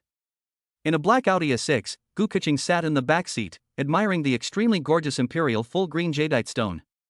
Lang, just a trip to the antique city, and you have reached the pinnacle of life by gambling on jade. It's so exciting to hang out with you. Lang sat in the driver's seat, while fastening his seatbelt, and sweetly replied, it's because my sister brings me luck, and I can be so lucky when I'm with her. Lang, you really know how to talk, and you're good at making women happy. Lang, you can also read faces and palms, know a little about metaphysics, and you even invite gods to bring wealth and appraise treasures to find bargains. Lin Lang joked, I know a little about everything except getting pregnant and having children. Gu Keqing smiled happily and sweetly, Lang, what are your plans for this superb imperial jadeite rough? I'll consign it to the Pacific Auction House and sell it at the spring auction. Lin Lang started the car and drove off in the Audi A6. Gu Keqing said with some regret, this rare piece of imperial jadeite jade with full green color, if you collect it for a few years and then sell it, it will definitely appreciate in value a lot, right? Lin Lang replied, you're right. Then why are you in such a hurry to sell this piece of imperial jadeite jade with full green color? Lin Lang proudly replied, the appreciation cycle of collecting this piece of imperial jadeite is too long. Cashing out tens of millions for investment will generate more money faster. Lang, you studied finance in university, so you must know more about investment than I do. Lin Lang looked ahead while driving, and joked, the future Wall Street tycoon is driving Keqing's sister, do you feel honored? Gu Keqing smiled tenderly, I'm honored. Where are we going now? Lin Lang raised his eyebrows and grinned wickedly, of course we're going to the hotel, you know that, sis, he. You're so naughty, Lang. Gu Keqing's words did not match her thoughts, and her blushing face betrayed her. Driving in the car. On the car radio, the music channel on High FM was playing the hit song Tianya from back then. When this song full of a sense of the times was heard again after Lin Lang had traveled back in time to the year 2000, it seemed extraordinarily familiar. The dark sky and the dark night could not stop the shooting stars. The heat could not hurt the cold storage one dead heart. A bitter pursuit lost in the vastness. Lovely, hateful, what a pity. Dream within a dream, dream of the dreamer. Can't dream of being blown away, the past is like the wind. The empty sky cannot hold a smile. It hurts, it hurts, it hurts so much. Why think, why ask where is my home? Love it or hate it, forget it. Ask the end of the world, looking at the end of the world. Won the world, lost her. Lin Lang was driving a black Audi A6 on the streets of Qianhai in the new millennium, humming Xiao Qi Song Tianya. It felt like a different world, but also very enjoyable. Gu Keqing praised like a little fangirl, saying, Lang, I didn't realize you could sing so well. Lin Lang proudly replied, not only can I sing well, I can also write songs. Is that true? Are you really a total talent? Chapter 17, Chapter 017, Making Money is Like Drinking Water. Of course it's true. Lin Lang turned off the car radio and asked pretentiously, then I'll sing a cappella for my sister, my original folk song Chengdu. Do you want to hear it? Gu Keqing replied eagerly, of course I want to hear it. Lang, now you sing it for me, and I'll see if you're just bragging or if you really have the talent to be a singer-songwriter. Lin Lang cleared his throat, sang the ballad Chengdu while driving, and sang very soulfully. As soon as he started, he amazed Gu Keqing and made her listen with rapt attention. What made me shed tears? Wasn't just last night's wine. What made me reluctant to part? Wasn't just your tenderness. How much further do I have to go? You hold my hand. What makes me feel awkward? Is the freedom to struggle? Parting is always in September. Memories are the sorrow of longing. The tender green willow in late autumn kisses my forehead. In that small town with rainy days. I have never forgotten you. The only thing you can't take away from Chengdu is me walking with you on the streets of Chengdu. Until all the lights go out and we don't stop. You will hold my sleeve. I will put my hands in my pockets and walk to the end of Yulin Road, sitting in front of the entrance to a small wine bar.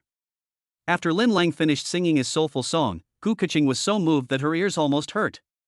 She applauded and exclaimed, "Lang, you wrote this song with such a poetic mood. It's the first time I've wanted to go to a city because of a song. Lang, you're really talented. Your first song, Chengdu, is so beautiful even when sung a cappella, and I can't imagine how much better it would sound with music.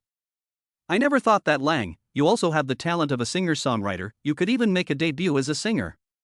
Lin Lang fluffed his hair pompously and replied pretentiously, "When I have earned a few billion, completed the initial business layout, established a film and television entertainment company, and released a few crossover albums for fun, it's not impossible to become famous and have a taste of being a singer." Gu Keqing said in admiration, "Lang, you are so talented, I like you more and more." Lin Lang looked pleased with himself. It was already lunchtime, and Gu Keqing could order whatever she wanted from the best restaurant in Zhuhai. "Today I struck it rich, so I'll treat you to a big meal to celebrate." Gu Keqing looked at her Nokia 9110 model phone, however, and replied somewhat unhappily, "I've lost my appetite." Lin Lang closed the car door, sat in the driver's seat, and turned around to ask, "Keqing, why are you suddenly upset?" Gu Keqing shrugged her shoulders and said with a sigh, "I'm having a great time in the love market, but I'm having a bad time in the stock market. I just checked the stock market, and the stock I hold in a large position has fallen again at the morning closing bell. It has fallen for 3 consecutive trading days, and I've lost more than 1 million yuan. Alas! I've only been in the market for less than a month, and my stock account has already lost more than 3.5 million yuan. Sister, I'm at my wit's end." The Nokia 9110 model phone from that year had a monochrome dual-screen notebook-style clamshell design inside and out. When opened, you could see the complete QWERTY keyboard in 640 by 200 screen. It supported internet browsing, email, faxing, photos, online flight information, online stock trading, and other functions.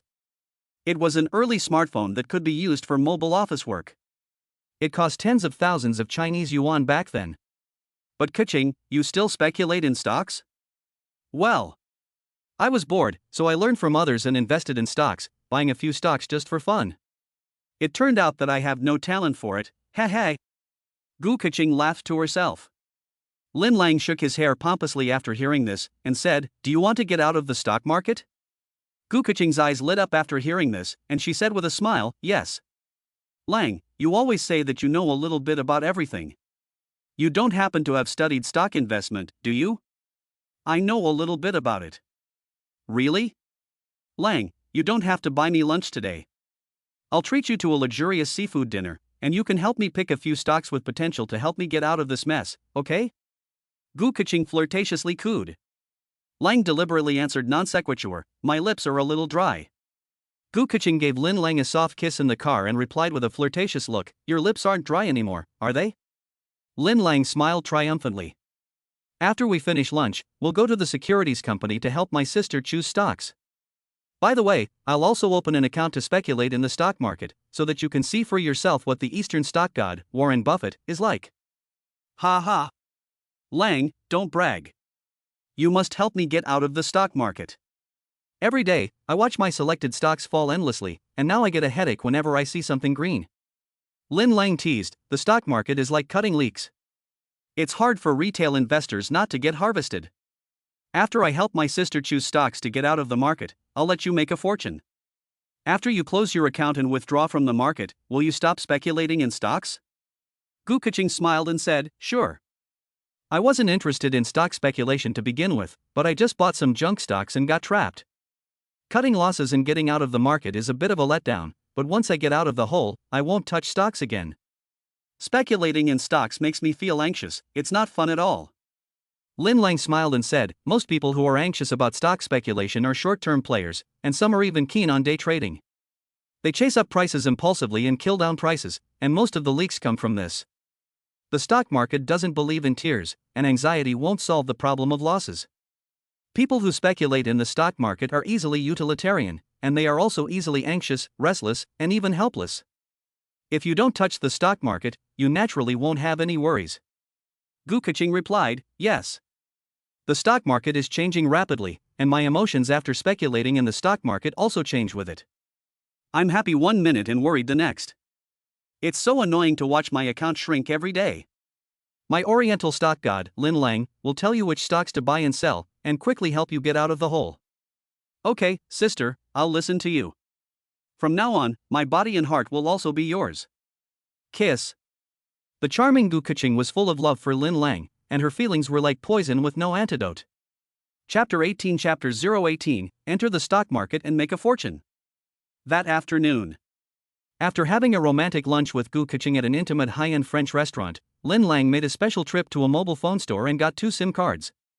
One mobile number for work. The other mobile number for personal use. Lin Lang spent more than 10,000 Huaxia currency and bought a Nokia 9110 model smartphone with stock trading functions, and installed the SIM card with the work number.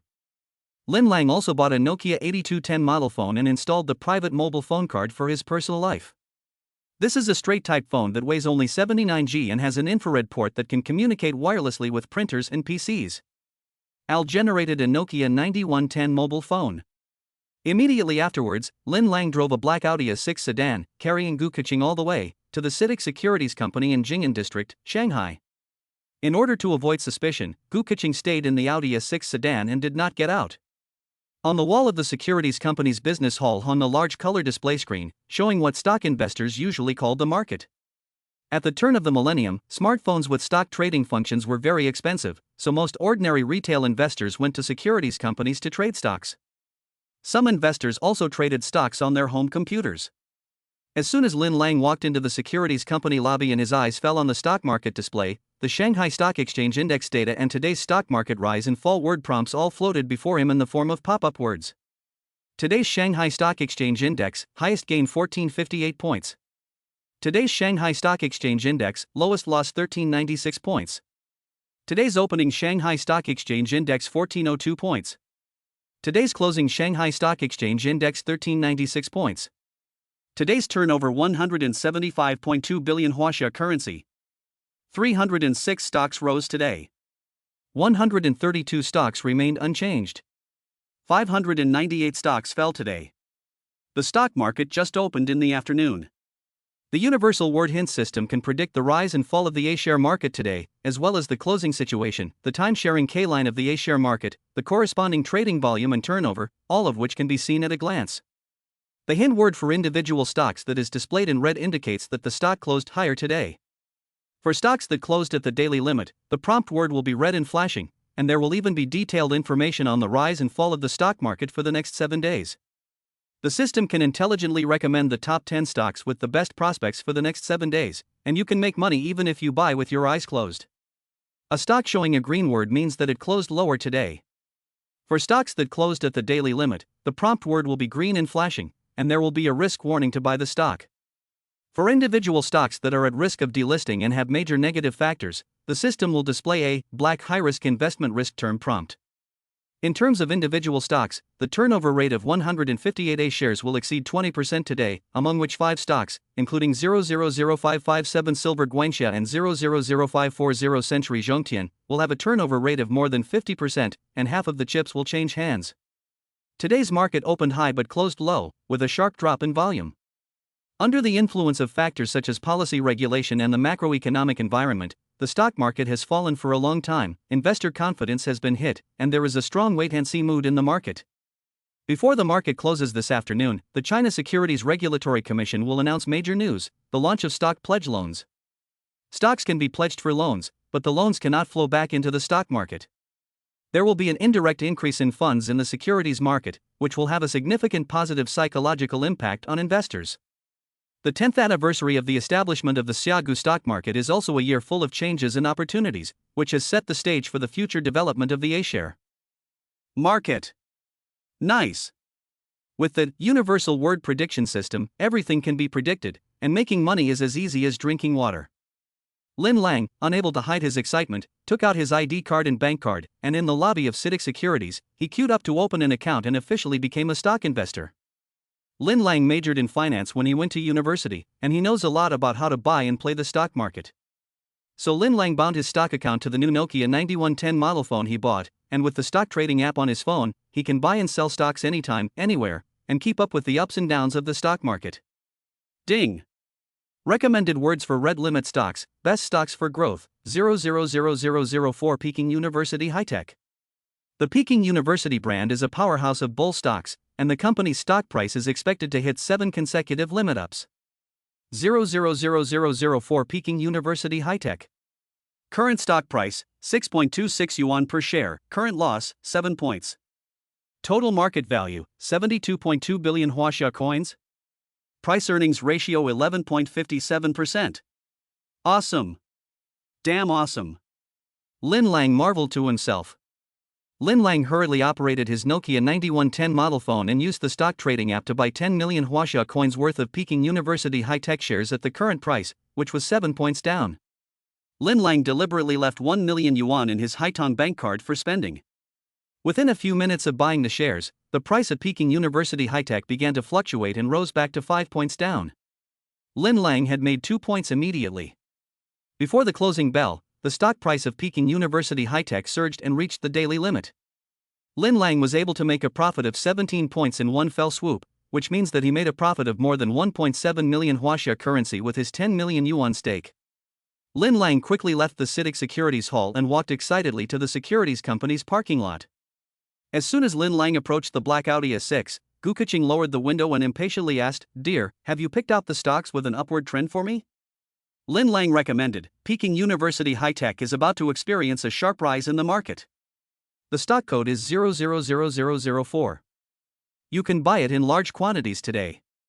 Sister, you can sell it after no more than 7 trading days, and you can make a profit." Gu Keqing hurriedly opened her Nokia 9110 after hearing this and opened the stock trading software to take a look. The stock of Peking University High-Tech, she discovered, had fallen 5 points and was green. "Lang, the individual stock you recommended, Peking University High-Tech, has now fallen 5 points. Is it reliable to buy heavily?" Lin Lang replied confidently, "It must be reliable. Just now, I bought 10 million yuan worth of Peking University high-tech stock when it had fallen 7 points. But you must hurry, Keqing. If you wait too long, the stock price will rise again and you'll miss out." As Lin Lang spoke, the stock price of Peking University high-tech rose a little, and the decline rate returned to 4 points. If it had been a stock recommended by someone else, Gu Keqing might not have dared to take the risk of buying a large number of shares. But Lin Lang had repeatedly performed miracles today, making a fortune by buying low-priced stones at the antique market, so Gu Keqing couldn't help but believe in his words. What's more, Lin Lang himself had also bought 10 million yuan worth of Peking University high-tech shares. So Gu Keqing no longer hesitated, fearing that she would miss the market, and hurriedly operated the stock software, selling all the stocks she currently held at a loss. Immediately afterwards, Gu Keqing used all the funds in her stock account to heavily buy Peking University high-tech shares at a price that had fallen by 4 points. Women are like this, they are impulsive animals because of love. It was only when Gu Keqing heavily filled her position and bought the stocks of Peking University high-tech that the stocks of Peking University high-tech did not rebound and closed up, but instead continued to fall, with a drop of 6 points. Lang, what's going on? Didn't you say that the stocks of Peking University high-tech would see a sharp rise? Now why are they still continuing to fall? Will they not close down today? Gu Keqing was a little unsure. Chapter 19, Chapter 019, Luck is out of this world. Lin Lang teased after hearing this, "Sister, you are so impatient, you really don't suit stock speculation. As the saying goes, impatience cannot eat hot tofu. There is still a long time until the close of trading this afternoon. What you need to do now, Sister Keqing, is to watch the market manipulators smash the market, repeatedly tormenting the retail investors holding Peking University high-tech shares until they cut their losses and surrender their stock chips." Gu Keqing said gently, "Okay. Although I'm not sure, but Lang, you sitting next to me, I feel very at ease, and I feel very safe. You don't know, you're so charming when you smile." Lin Lang's mouth was so sweet. Gu Keqing was very happy to hear this, and said with a smile, Lang, you're just saying nice things to make me happy. Lin Lang flamboyantly shook his hair and said in a deep voice, all living beings are suffering, but you, Sister Keqing, are like a sweet, sweet peach. Ha ha. Gu Keqing laughed and covered her mouth. It seems that I've fallen prey to you, sister. Just a few words of love and a few extra glances from you and I'm done for. I never thought that the disaster I could never overcome in this life would be you, Lin Lang, you little wolf dog. No. You're a wolf in sheep's clothing. I'm not going anywhere, so you don't need to keep smiling so charmingly. Sigh, I'm not smiling charmingly to please you, it's just how I naturally smile, okay? Lin Lang raised his eyebrows and grinned evilly, come a little closer, I have a secret I need to tell you mouth to mouth. What secret? Gu Keqing blushed and kissed the seemingly badass Lin Lang. The secret I want to tell you is that you can kiss me whenever you want. Lang, all the sweet things you say are really sweet, but I like them. Lin Lang stroked Gu Keqing's long, white thighs and said in a gentle voice, seeing you makes my possessiveness go through the roof. Gu Keqing smiled and said, my dear, I don't need to eat candy when I'm with you because your sweet words are so sweet. Lin Lang was in the Audi A6, saying sweet nothings that made Gu Keqing's knees weak. It was warm and sweet, but very romantic, and the stunning young woman Gu Keqing was flustered and couldn't stop smiling. Sweet, romantic words coming from Lin Lang's mouth were so pleasant to hear. Lin Lang's ability to woo girls is truly extraordinary. Under the provocation of Lin Lang's sweet and syrupy words, Gu Keqing's inner world instantly became colorful, like fireworks blooming in the night sky, and her mood soared to the peak of happiness in an instant. No man had ever won Gu Keqing's heart so completely. Gu Keqing, the ceiling of pure desire, looked for answers in Lin Lang's words and eyes, trying to understand her place in his heart. In Lin Lang's clear, bright, and clean eyes is his unfathomable guile. Gu Keqing, who is a little infatuated and lovesick, simply cannot see through the handsome and imposing Lin Lang. She has completely fallen for the gentleness of the younger wolf dog and is deeply unable to extricate herself. Flirting with girls is Lin Lang's hobby, and it's your fault for being tempted. Half an hour later. Gu Keqing opened her Nokia phone and glanced at the stock app, exclaiming in amazement, my goodness. It's not even close to the afternoon closing time, but the Peking University high-tech stock we bought in a big way has actually turned red and reached the daily limit. Lang, I've made 14 points in one fell swoop, Gu Keqing beamed from ear to ear. Lin Lang proudly replied, with me, there are no accidents. Gu Keqing couldn't hide her excitement and kissed her lover Lin Lang, beaming, honey, it's so good to have you. Lang, you're just amazing. I didn't realize that Lang was also so good at stock trading. It seems that with this stock you recommended, Peking University High Tech, I'll be able to catch this wave of rising prices. The money I'm tied up in the stock market will soon be able to unwind. Lin Lang first smiled. Then, Lin Lang said bluntly, I have a principle, which is not to get involved in other people's karma, so as to avoid being bitten back. Today, I have already made an exception by providing you, Keqing, with the 7-day rising market of Peking University High Tech.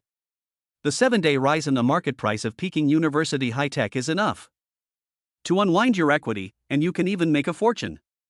Don't be greedy, sister. After I help you unwind your position, empty your stocks and cancel your stock account.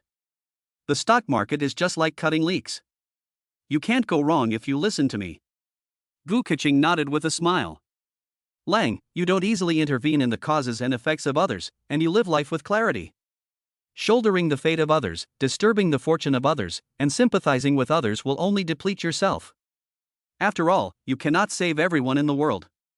Lin Lang smiled slightly, it seems that you are also a sensible person, sister. I don't easily intervene in the karma of others, not because I am heartless and unwilling to help others, but because I respect the fate and karma of others. As the saying goes, ashes to ashes, dust to dust, everything returns to its natural state. Gu Keqing narrowed her eyes and smiled sweetly, dear, the fact that you made an exception for me shows that you still care about me very much. Lin Lang pinched Gu Keqing's beautiful little face lightly, looking very indulgent. Lin Lang bought 10 million Huaxia coins when the Beta High-Tech stock was at a negative 7 points. Now the Beta High-Tech stock has really turned red and reached the daily limit as prompted by the system entry, and Lin Lang has suddenly made a profit of 17 points, easily netting more than 1.7 million Huaxia coins. Looking at his stock account, which had now become more than 11.7 million Huaxia currency, Lin Lang's face beamed with a smug smile. Lang, your luck today is just off the charts. Gu Keqing said with great admiration, this morning I accompanied you to the antique market to pick up bargains and bet on stones, and in the afternoon we successfully bottomed out in the stock market. Today is the most exciting day of my life. Sister Kuching, where should we go to celebrate? Before Gu Kuching could answer, her phone rang urgently. The caller ID showed Chu Irin. Sorry, Lang.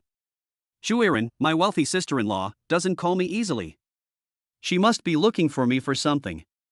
Lang, I'm getting off the bus to take this call. Lin Lang replied, no problem. After Gu Kuching got off the bus, she connected to Chu Irin, CEO of the Chu Group. Hello, Iran. Chu Irin said in the middle of the call, sister-in-law, come back to the Chu residence for a family dinner tonight. Dad is starting to push for a grandchild again, asking about you and Big Brother's continued infertility and worrying about the continuation of the Chu family line. Okay. Gu Kuching was a little overwhelmed. Big sister, you and Big Brother had better, as you wished, give the Chu family a grandchild. You two have been married for many years, but there has been no movement. Now that Dad has started to eye me, he rushes to get married as soon as he sees me, and is looking forward to holding a grandchild. Gu Kuching laughed awkwardly during the call. Irin, you are also 26 years old. As the daughter of the Chu conglomerate, it is time for you to fall in love and consider the matter of marriage. You know, sister-in-law, I'm a single woman, I don't date or have boyfriends. You're so pretty, your good genes shouldn't go to waste. Marry and have a little girl, she'll be just as pretty as you. You're starting to brainwash me again. Don't worry about my marriage, and you should think about how you and my brother are going to handle Dad's pressure for a grandchild at dinner. The thought of her father-in-law, the chairman of the Truman Group, putting on a smug face of a plutocrat and nagging about wanting a grandchild, made Gu Kuching feel a little headache. After hanging up the phone, Gu Kuching kissed her lover Lin Lang goodbye. Excuse me, dear, I have a sudden business engagement tonight. If you miss me, just send me a text. Gu Kuching looked back every step of the way, saying goodbye to Lin Lang with some reluctance. The naturally born beauty Gu Kuching walked with a sway in her step, exuding charm, and with a beautiful little face, she was mesmerizing and added a touch of surprise. She was literally a walking aphrodisiac. Chapter 20 Chapter 020, Brother Lang never plays low-level games. Lin Lang looked at Gu Kuching's sexy back and asked through the car window, why don't you take the Audi S6 and I'll go to the nearby Mercedes-Benz 4S store and pick up a new car? Gu Kuching replied, no need. Usually I drive a red convertible BMW, and I have several luxury cars in my name. You can just have fun driving this Audi A6, and I'll go first. Bye-bye. Bye, Sister Kuching. Bye. I love you, sister. Kuching Gu, who had already walked away, did not forget to give Lin Lang a flying kiss.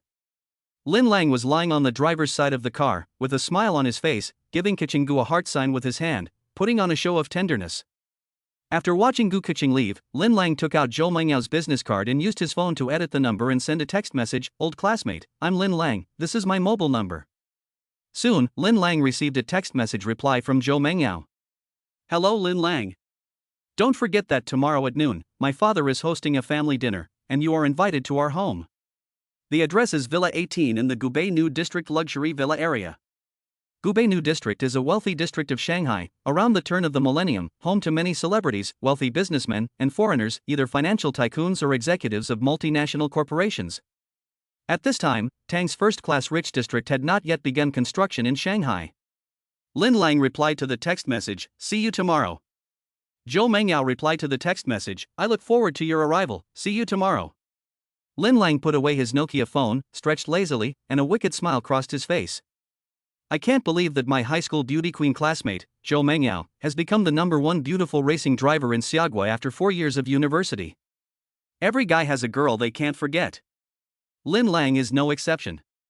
Zhou Mengyao, the second-generation rich girl and high school beauty queen, was once the unattainable white moonlight in Lin Lang's high school days. The beautiful high school girl who could only be admired from afar is now crossing paths with Lin Lang again 4 years after their high school graduation. Lin Lang has changed beyond recognition, and is no longer the poor boy he once was. He is going back in time to win back his white moonlight. Just thinking about it makes Lin Lang feel good. Lin Lang first fastened his seatbelt, then started the Audi S6 and quickly drove away from the CITIC Securities parking lot.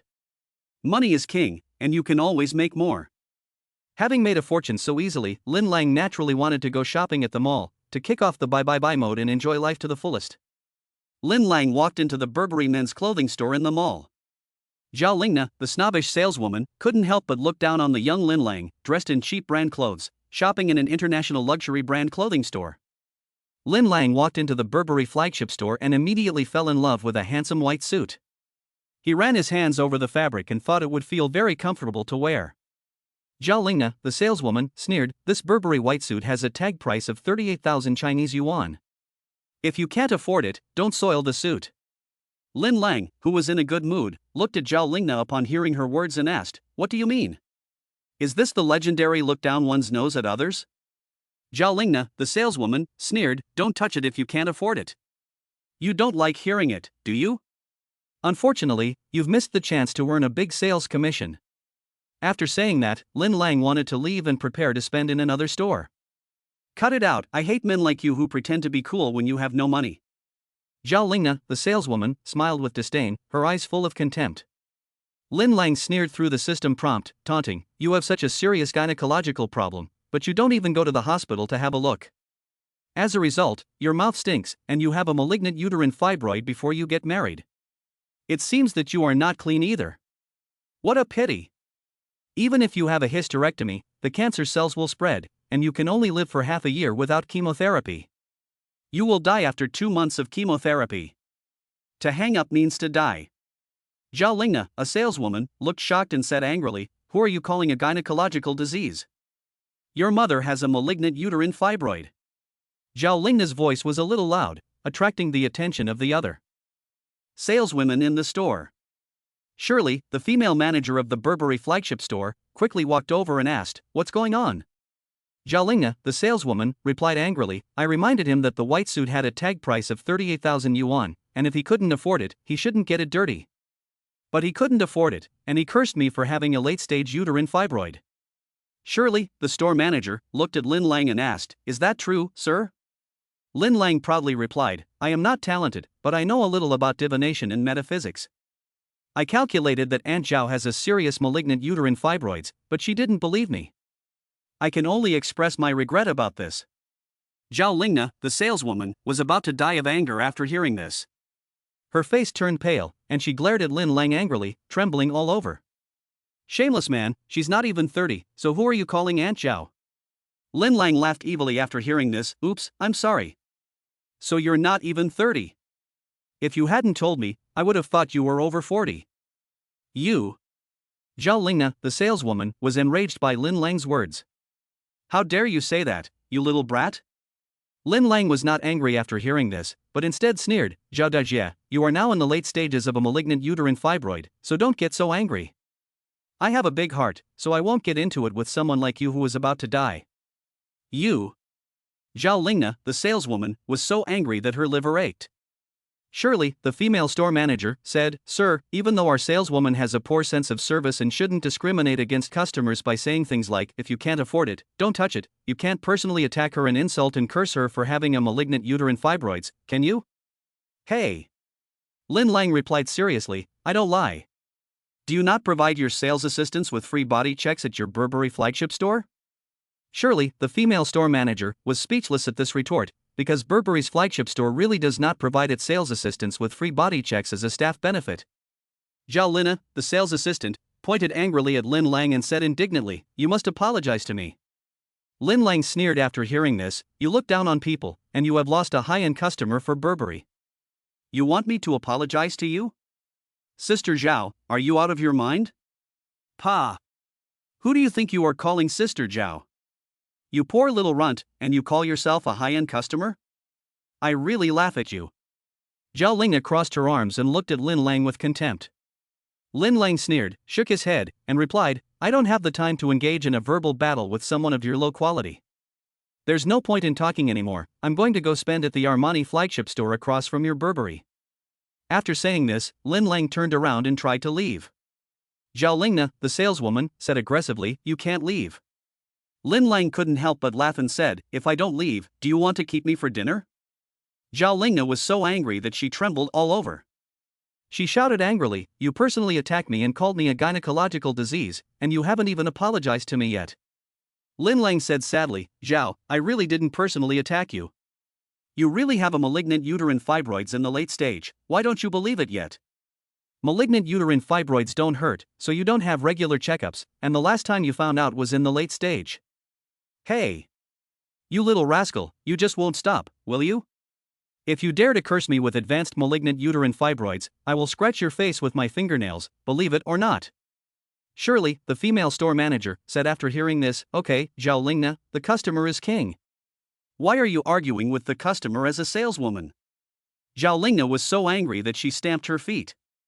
Lin Lang said with a sinister look, a friendly reminder, burn some paper money for yourself in advance, so that you don't have to be a saleswoman when you are alive, and then you will still have no money to spend after you die. You. Zhao Lingna was about to die of anger, but she restrained her temper from exploding as she was in the presence of the store manager Shirley. Lin Lang, on the other hand, snapped his fingers and hummed a tune as he strode into the Armani flagship store across the street. This damned little brat, he's driving me crazy. Zhao Lingna was shaking with anger, looking at Lin Lang's departing back, and she wanted to pounce on him and strangle him. He really is driving me crazy. Shirley, the female store manager, gave Zhao Lingna a disapproving look and said, this gentleman is in the Armani flagship store across the street. If you don't make a purchase, you'll be fired if you're really a high-end customer who spends a lot of money. Unexpectedly, Zhao Lingna mocked, this kind of little brat who has no money but pretends to be cool, if he is a high-end customer who spends a lot of money, I'll eat shit upside down. At this moment, the arrogant Zhao Lingna would never have thought that in less than 3 days she would suddenly urinate blood and go to the hospital's gynecology department for a checkup, where she would be diagnosed with advanced malignant uterine fibroids. Lin Lang's omnipotent word suggestion system never plays low-level games. Shirley, the female store manager, stood in front of the Burberry flagship store, wondering if Lin Lang, who was in the Armani flagship store across the street, would spend extravagantly on international designer clothes. After Lin Lang entered the Armani flagship store, the saleswoman Xiao Qing came up to him at once, smiling and saying, hello, sir. How can I help you? Lin Lang replied, I need to buy some suits, as well as some shirts and shoes. Sir, this Armani double-breasted suit comes in black, white and gray, and is perfect for a tall and straight figure like yours. You're so handsome, and you'll look super handsome in our Armani double-breasted suit. Xiao Qing was very sweet. Lin Lang felt the comfortable fabric of the suit and replied, my size is 185. I'll take a white double-breasted suit. I'll decide whether to buy it after trying it on, is that okay? Of course it's fine. Sir, the fitting room is this way. The saleswoman took Lin Lang's measurements and provided him with a brand new white Armani suit for him to try on. Clothes make the man. As soon as Lin Lang stepped out of the fitting room wearing the white double-breasted Armani suit, he looked so handsome that he was drop-dead gorgeous. He was even better looking than international male models, and was simply a walking clothes rack. Lin Lang's inverted triangle body shape, coupled with the perfect waist-to-shoulder ratio, and his full pectoral muscles supported the visual impact of the suit, which made the sales assistants at the Armani flagship store unable to take their eyes off him. Wow, so handsome. The saleswomen at the Armani flagship store were secretly amazed and stunned by Lin Lang's look in a white double-breasted suit. Xiao Qing, one of the saleswomen, gushed like a flower girl, handsome. This Armani white double-breasted suit is like it was tailor-made for you. You look so stylish and handsome in it.